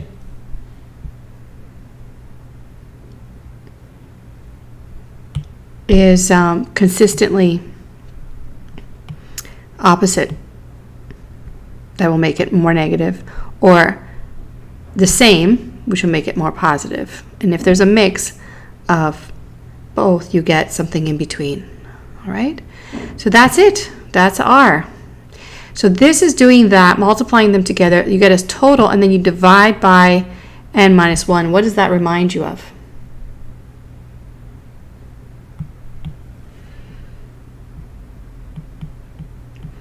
This should remind you of the averaging that we did with the standard deviation. And if you still haven't watched all the videos, please go back and watch all those videos to learn that.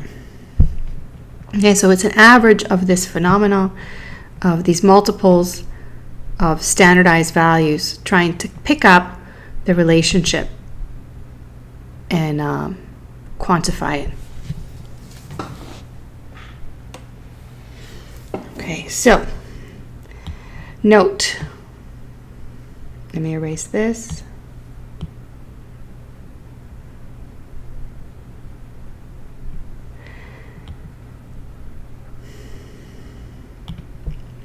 How is R interpreted? Besides indicating the linear correlation between two quantitative variables, R is used in practice to help predict the value of the response from a value of the explanatory. So just some facts we need to go through quickly. In calculating R, there's no distinction between explanatory and response variable. Even though in the graphing and in the interpretation of our results for the line, it matters which one is X and which one is Y, but you notice X and Y get treated the same when it comes to calculating R, okay? So it doesn't matter. So be careful that it doesn't matter here, but it matters in making your prediction line, of course. Okay, so be careful that one variable doesn't necessarily cause another. We're just using one to predict the other, okay? Variables must be quantitative, number 2. Number 3 is there's no unit of measurement. When you get R, R is just R. R is an index.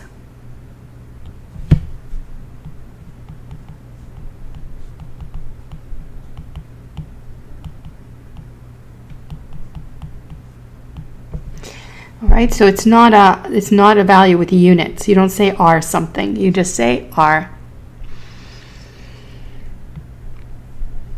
Now, I just did this quick calculation to show you when you make calculations with values that have units, you also you should actually express the units.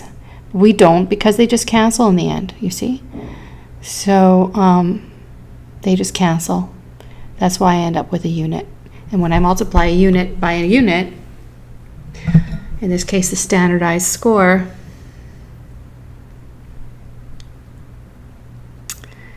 the units disappear when I divide a unit by unit. They disappear. When I multiply them two indices, I still get an index. Okay. So I already mentioned positive and negative and strength, so we know about those.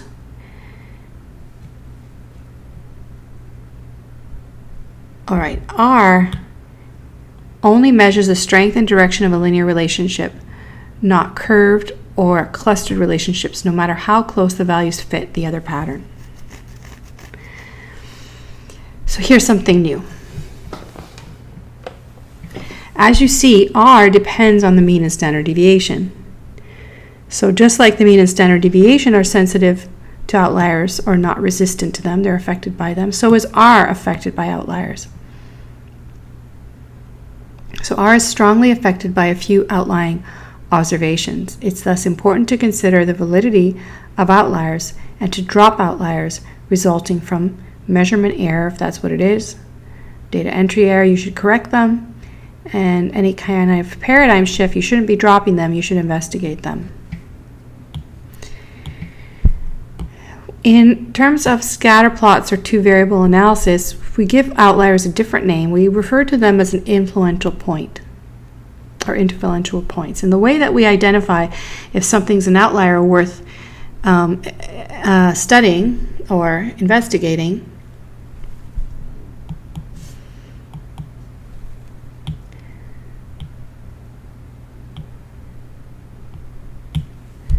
let's say we have this pretty tight, kind of, good, well, let's just get rid of one of these. Pretty good relationship, looks positive type of relationship, right? And I'm just estimating there the line that we could use to substitute the values to estimate Y from X.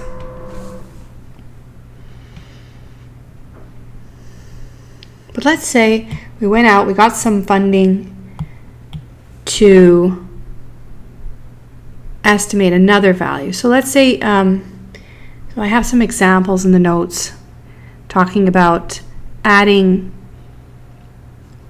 chemical to gasoline that reduces emissions. So this shows that emissions are increased. Pollutants are decreased, even though it's going up. But how do I say? Or less pollutants. There's less pollutants, so it's better. Okay, so less polluted. Or more clean, let's say it that way. So cleaner exhaust. Cleaner exhaust. Ooh. Let's say cleaner fuel, clean fuel. And then on this axis is additive, something added in to the gasoline. And it looks like as you add more of the additive, you get cleaner and cleaner fuel. Let's say we got some more of the additive and we decided to test it.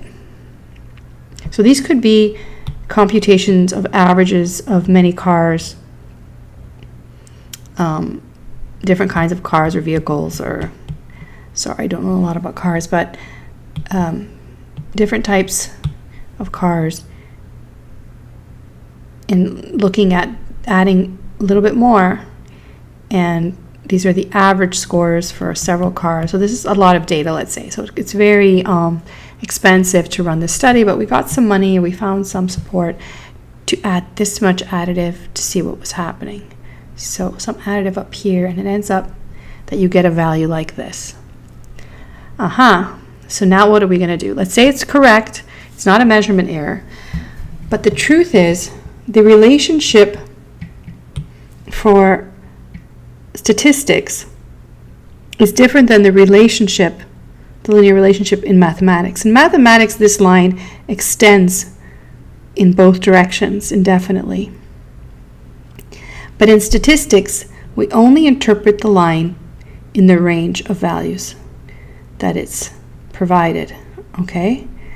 So when a new observation shows up, we have to re-estimate the line, again using the same logic that the line must float closest to all the points, balancing out the difference from the values to the line above and the values to the line below.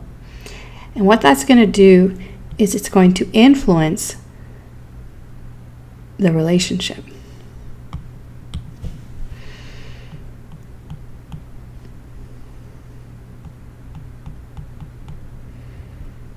So line drops, both the y-intercept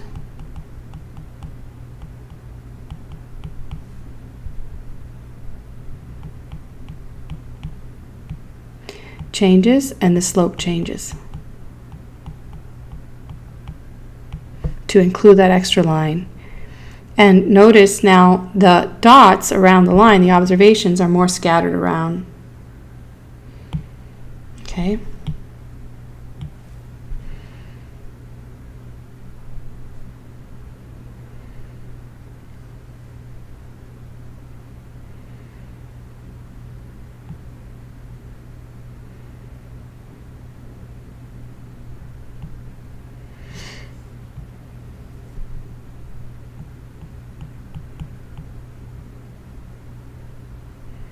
Okay, so R falls, line falls, all these changes insinuate that this extra observation is an influential point.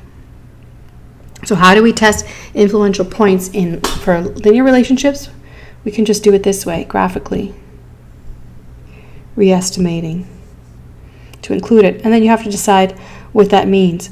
Well, possibly the line is not the best representation, or the linear relationship is not the best descriptor of this data. Maybe a better description is a curve. We would need more data to be able to make that curve properly, but I think you get the point. It's not perfect, but it's a better than the line. Okay, so the idea is, at some point,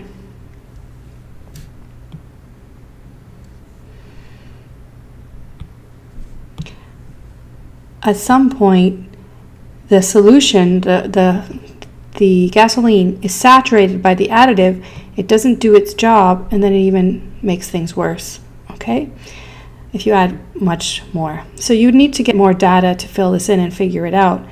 But that's how you determine, that's the approach to determining if your point is influential, and you need to investigate getting more data, more funding, etc. So 2 points from this to remember: that I'm only drawing the line in the range of values of the observations and not not being able to say anything else about what happens afterward, okay? Because points beyond there haven't yet been studied. So we don't know what happens beyond this relationship.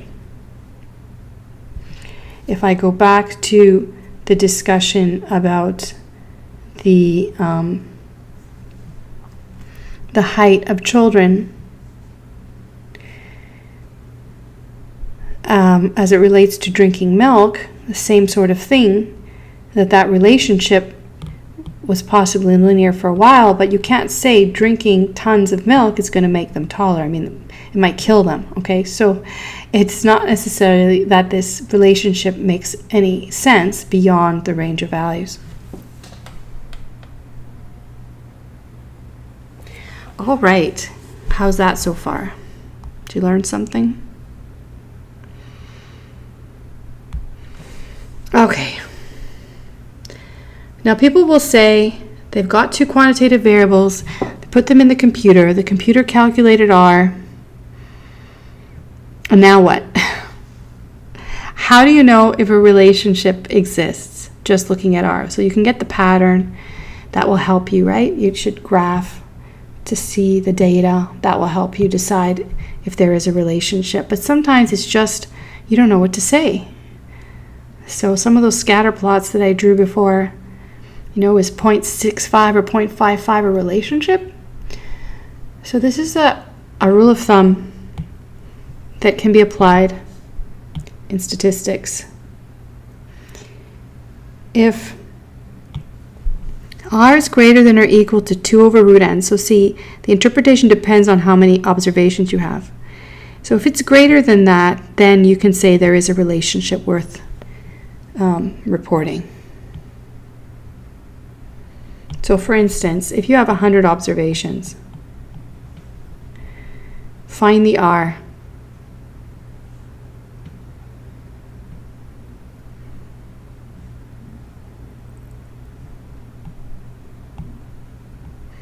For example, if n equals 100, then this means absolute value of R is greater than or equal to 2 over square root 100, but then that means absolute value of R is greater than or equal to 0.2. So there's a relationship if, so let's do this.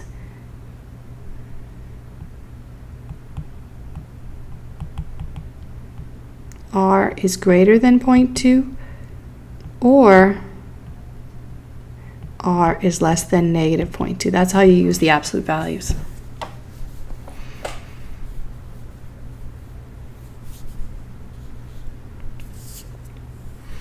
So that's kind of funny, right? That's a very small R.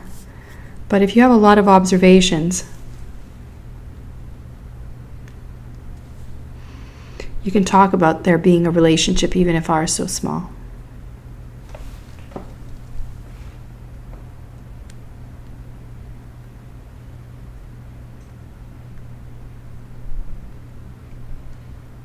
Okay, so lastly, provided the scatter plot and calculations of R reveal a strong linear relationship, we can use R to estimate the what's called the least squares regression line. So that's that line I keep on dropping within those points.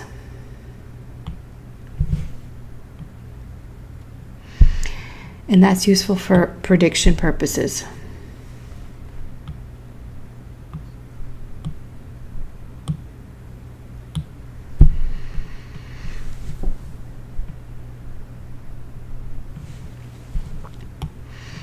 Okay, I have some examples here.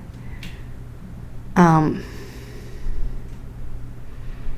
don't have too much time, so I'm going to leave you to make the calculations with the table. What I want to talk about is, let's do this. I'm going to teach you how to do this on your calculator. You can work through these examples. You can watch this video about lines.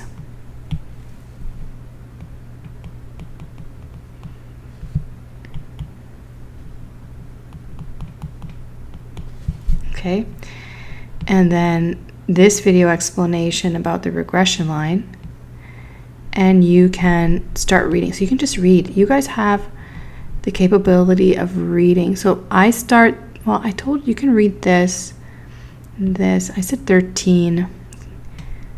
So from here on, this you don't have to read this, okay? This is not required.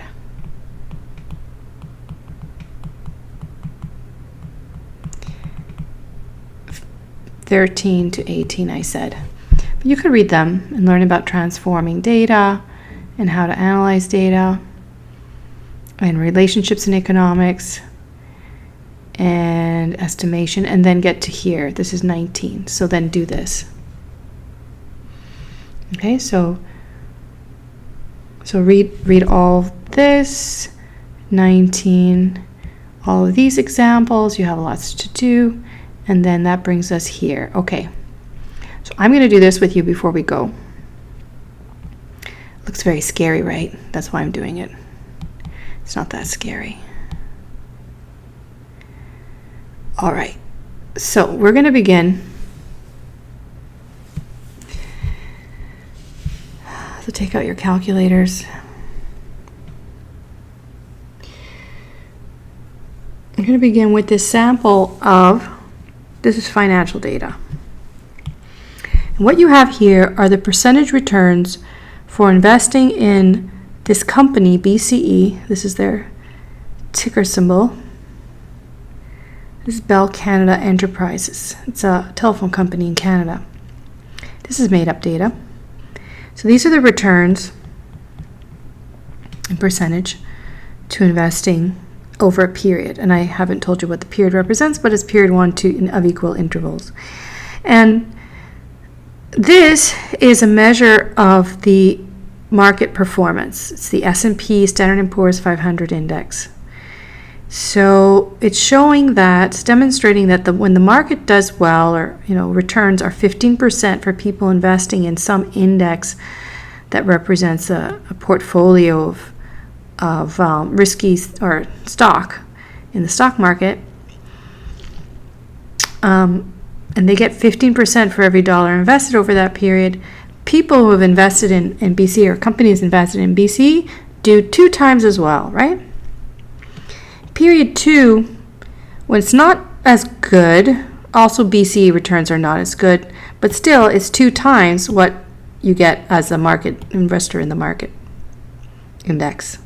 Okay, so this is reflecting the stock market and anybody invested in there in a broad, diversified portfolio.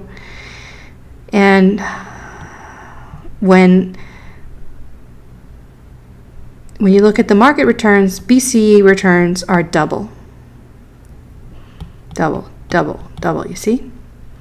So we should plot that first. If we can't see that, if it's not such a perfect relationship, we should be able to plot this. What will the plot look like? Can you tell me? Of X and Y. What would be the plot, and what would be the R for that plot?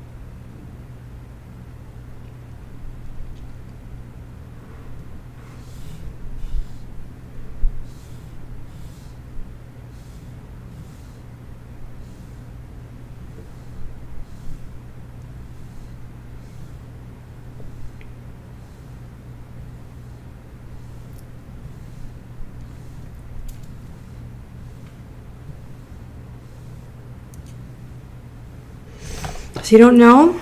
You're not plotting it or doing something with it? So what do you do with this information?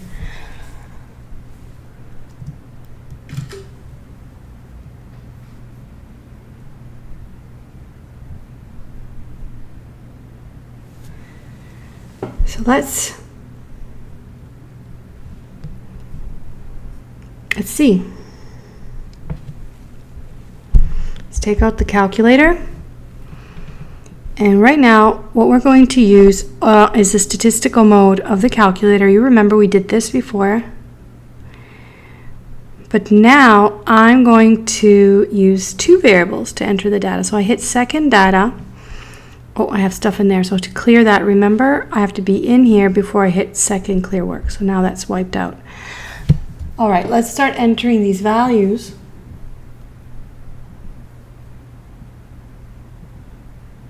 Okay, so some people got it. It's a perfect relationship. I can get one value from the other perfectly. So that means if I was to plot this, this would look like perfect. Okay, that's what's going to happen. So that's what's picking up the doubling. So the R is a perfect positive 1 because the direction is positive, right? One reinforces the other. When one is high, the other one is high. When one is low, the other one is low, you see? So these ones are high, and these ones are low relatively. Like when this is half about. So the direction is the positive. The strength is the 1. I'll just say 1.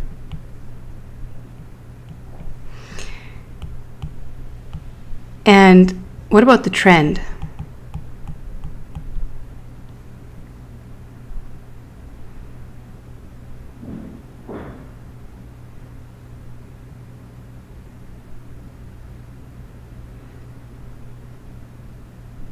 Or I'll be more specific when I say that. What about the slope? What's the slope?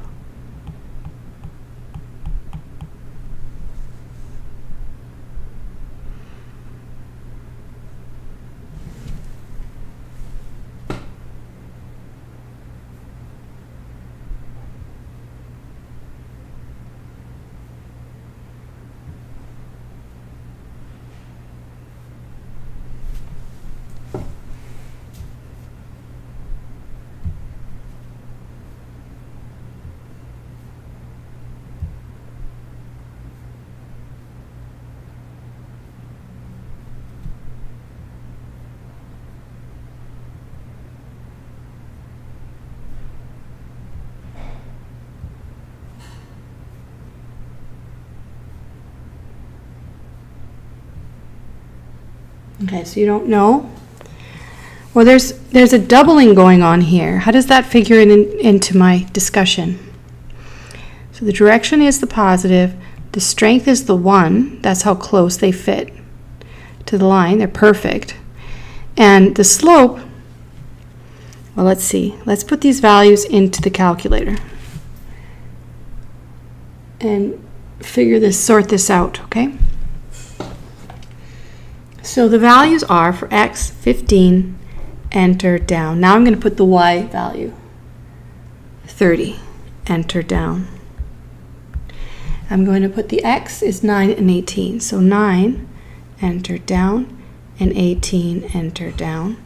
And the third value is 10, enter down, and 20, enter down. And the fourth is 7.5. 7.5, enter down, and 15, enter down. And the fifth is 8 and 16. 8, enter down, 16, enter down. All right, so let's scroll through to make sure I have everything. That's double, double, double.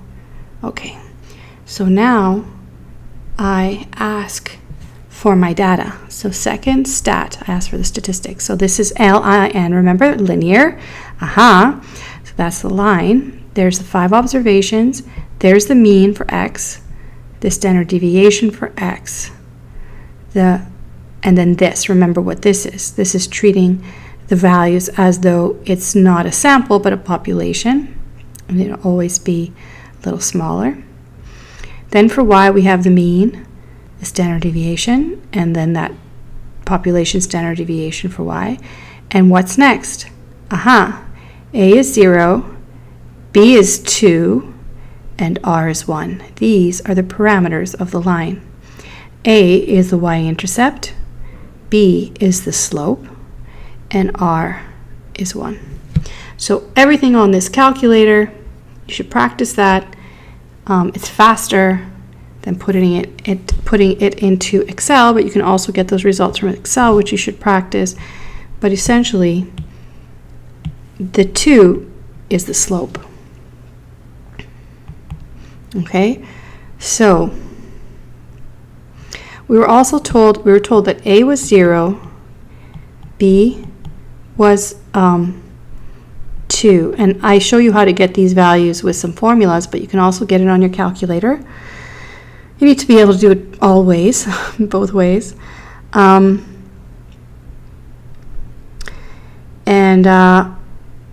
that's what I'm showing you here. So it's saying that the sensitivity, B reflects the sensitivity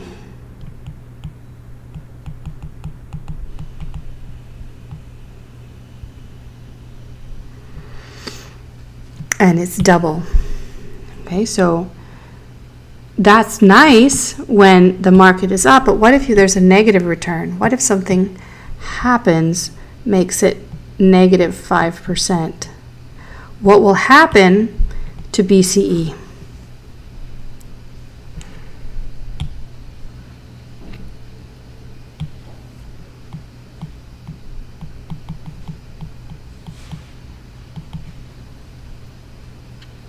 Can someone tell me? Do you need the line? No, you already know the relationship. So what would it be?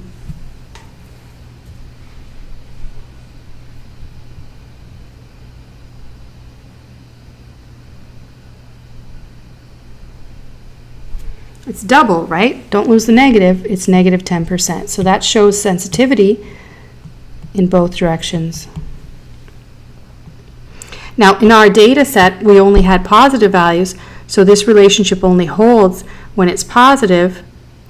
This is kind of away from the data, so I would call this is not a great prediction because it's kind of far and it's unusual because all the data points are positive.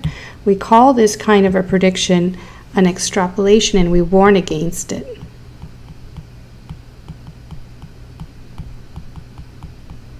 Just because the data has double, the values are related by a factor of 2 when the S&P is positive, doesn't necessarily mean that's the same relationship when the S&P is negative, okay?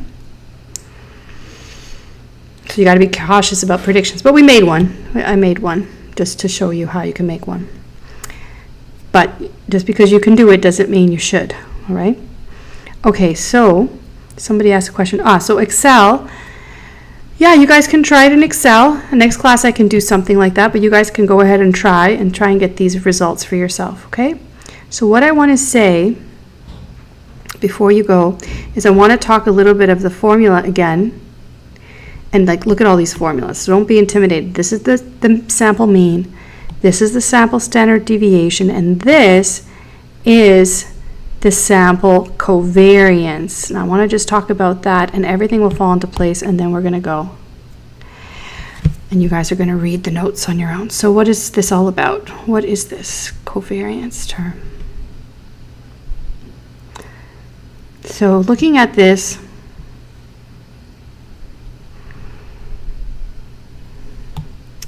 this is the sample covariance, and it looks like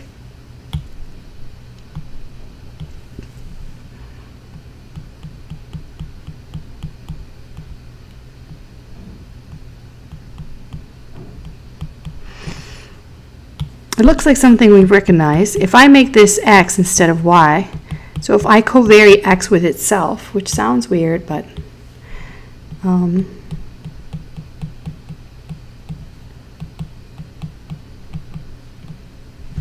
what do I get?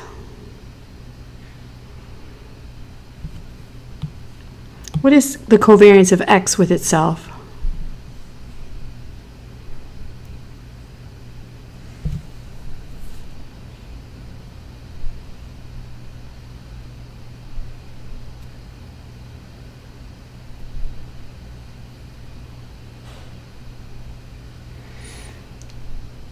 Yes, good comments, Alec. So what is what is the anybody recognize this? Couldn't I just write this as this under here? And what's this here? This is the same as this, right? Under here. This is called the variance.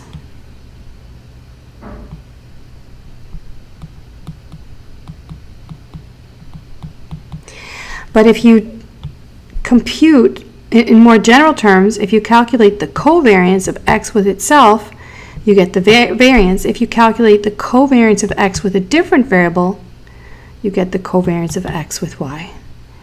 Now the variance, you can take the square root to get the sample standard deviation. But can we take the square root of this? Can we take the square root of the covariance?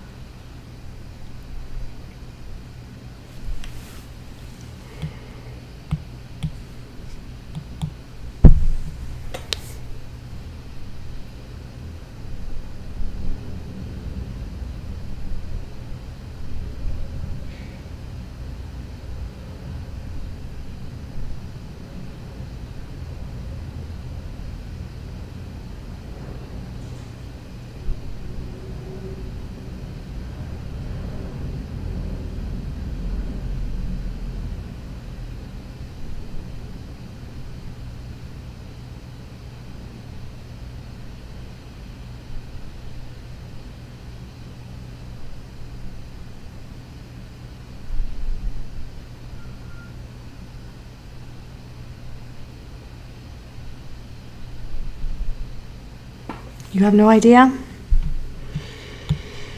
What are the limitations on taking the square root? We cannot take the square root of a negative value. So we have to check. Can covariance ever be negative? Could this be negative?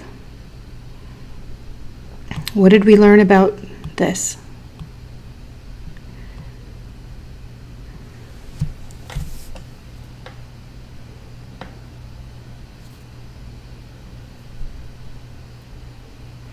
If the variables are negatively correlated, then the covariance will be negative, and we won't be able to take the square root.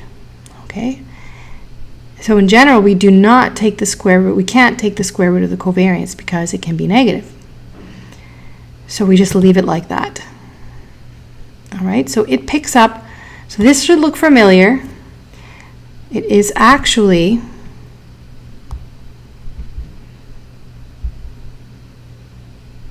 Let me take some space here and do this. Remember that R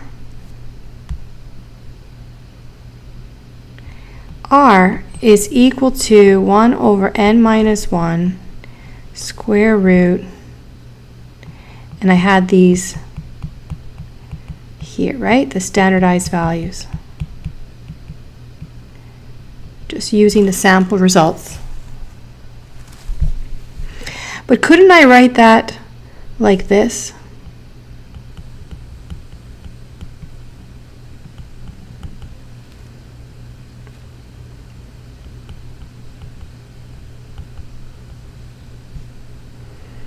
Well, let me do this better. Hold on.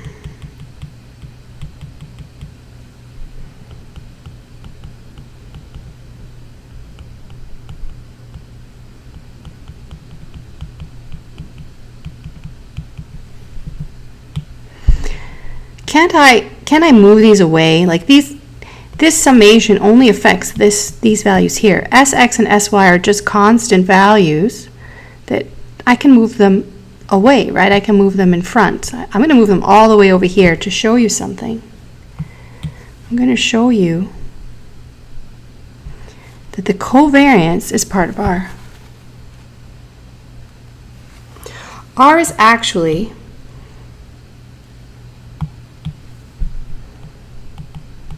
what I'll call the standardized covariance. So covariance can be any number, depending on the values that you get, can be any value, and it's hard, it depends on what your variables are. It's hard in a standardized way or generalized way to say if covariance means you have a strong positive. Well, you can see the positive and you can see the negative, but you won't be able to see the strength of the relationship if you just use covariance. So we standardize it and convert it into an index called R. And then it's easy to interpret the strength of the relationship. So R is a standardized covariance. All right, so take some time to stare at this and realize that, and it makes your life really easy.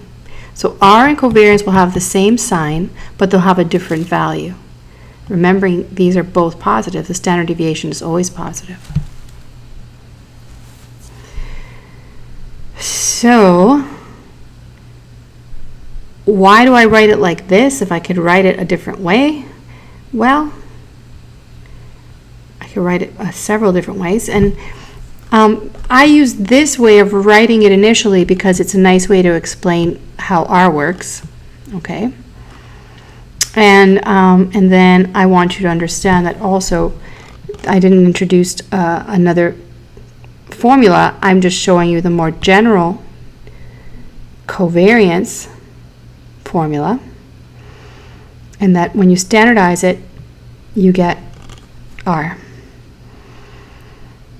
And that leaves just one more formula to interpret from this part of this sheet, and that is the slope. So this is the formula for the slope, and you can watch the video I prepared on this. There's not many videos in this unit, so I expect you to have this covered for next class. We'll talk about this formula. What I tell the students to remember this formula, and it's ironic because I did a video and I made a mistake using it last month, but okay. To remember this formula, and you don't have to because obviously you're going to be able to use all your notes for the class, but I like to tell my students, because B is sensitivity in terms of finance. Remember the calculation of B as risk. It's R SY, that's the Y, over SX. So you need to know it's R times the ratio of the two. The Y comes first over SX. Deriving this, it will take calculus, so I'm not going to use it. I'm not going to do it in this class.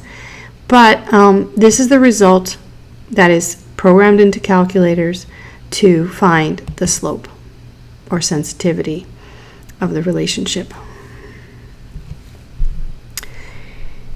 So that's all those formulas. And then below, what I've done is written some really scary formulas that shouldn't scare you too much, because you've seen the weighted mean, the weighted standard deviation, the weighted covariance, and then in a similar pattern I have the weighted correlation and a weighted slope.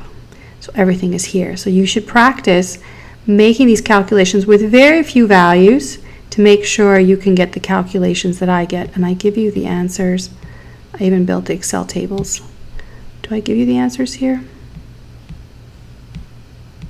Oh, maybe I don't give you the answers, but the answers are the same. I'll just write them. In this one as well, R is 1 and B is 2.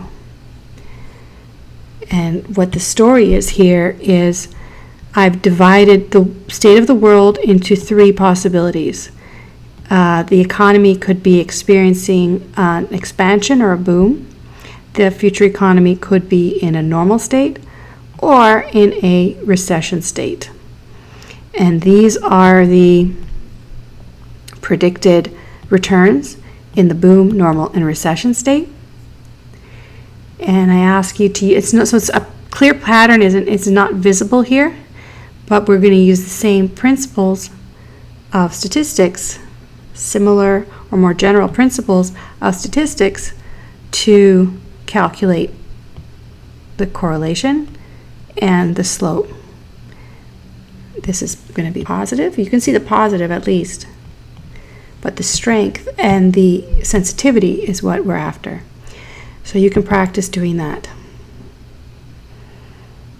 And I mentioned, I wrote the Excel tables just so that you could do these in Excel.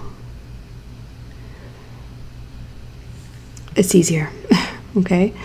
It looks menacing, but if you compare it, this is just the symbol I use for the mean. So I'm using Greek letters because this is a population. I'm treating this like a population data.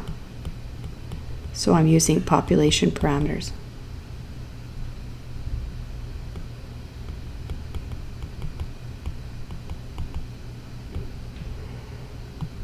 So when I have parameters, I use Greek letters. Okay, so it is 10:02. What I'm going to tell you is I'm going to leave this with you, and then when we meet again, we will go over highlights. Maybe I'll solve some problems with you. And I don't want you to worry about 13 to 18, not required. And then pages 10 to 13, I just want you to read them, but I'm not going to test you on them. 10 to 13, 10 to 12. Yeah, 10 to 12.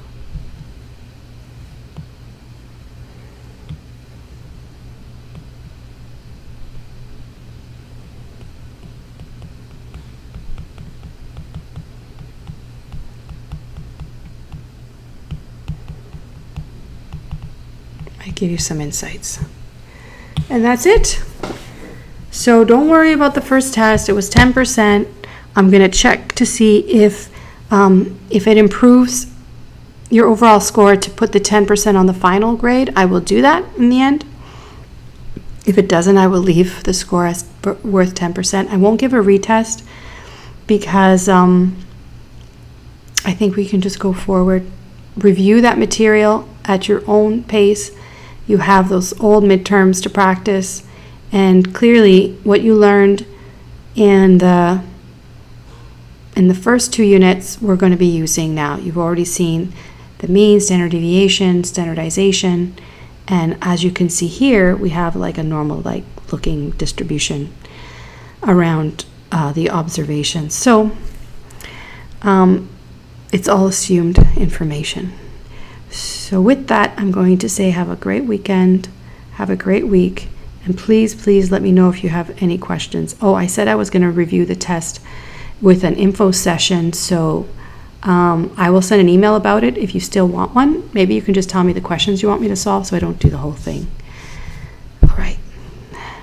Good weekend. I'll stay on in 5 minutes if anybody has questions for me.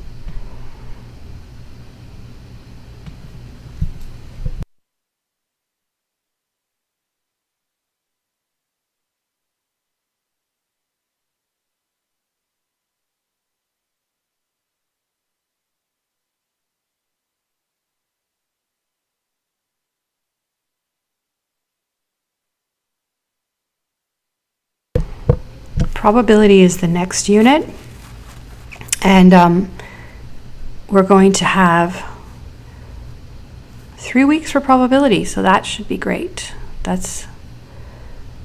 Yeah, we're going to have 3 weeks for probability.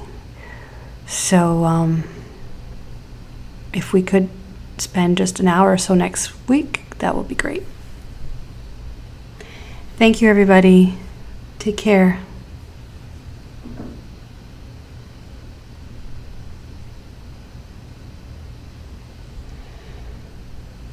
Nada, Ángel, Aníbal.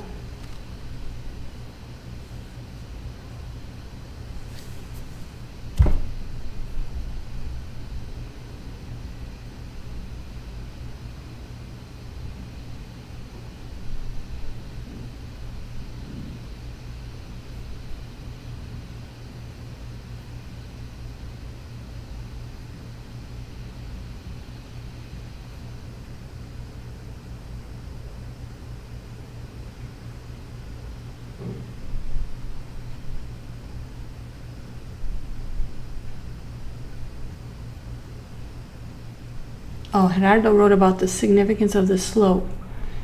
What is the significance of the sensitivity of the slope?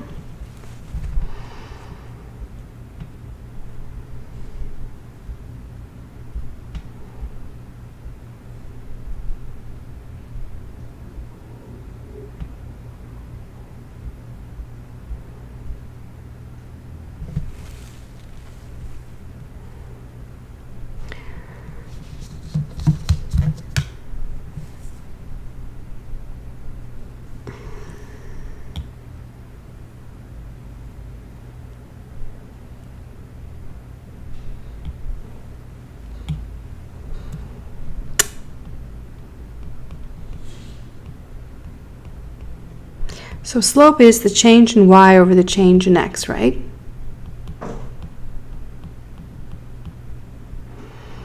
So for this means you imply, or sorry, you interpret as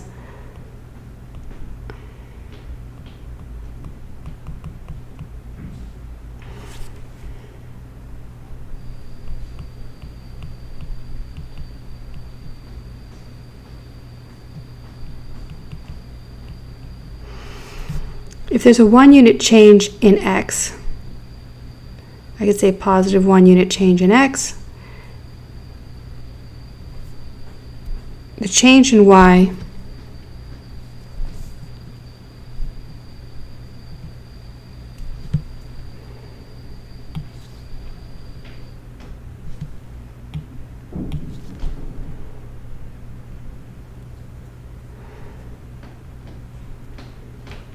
so start at the bottom. If there's a 1 unit change in x, y changes by b units.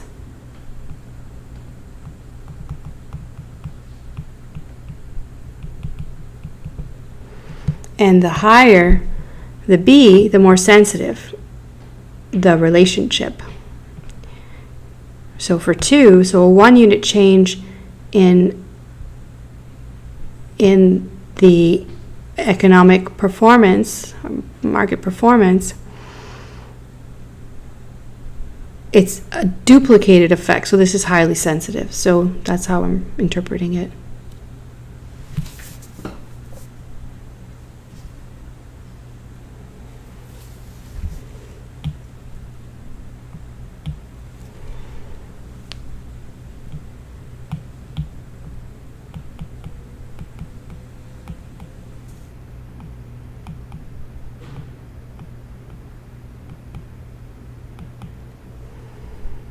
So if x changes 10 units, y has to change 20 units.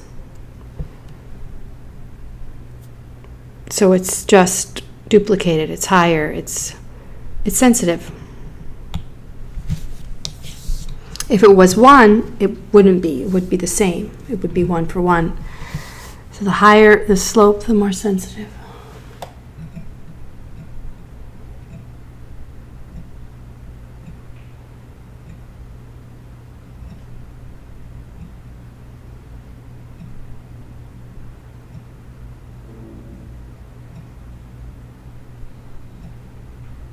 In terms of finance,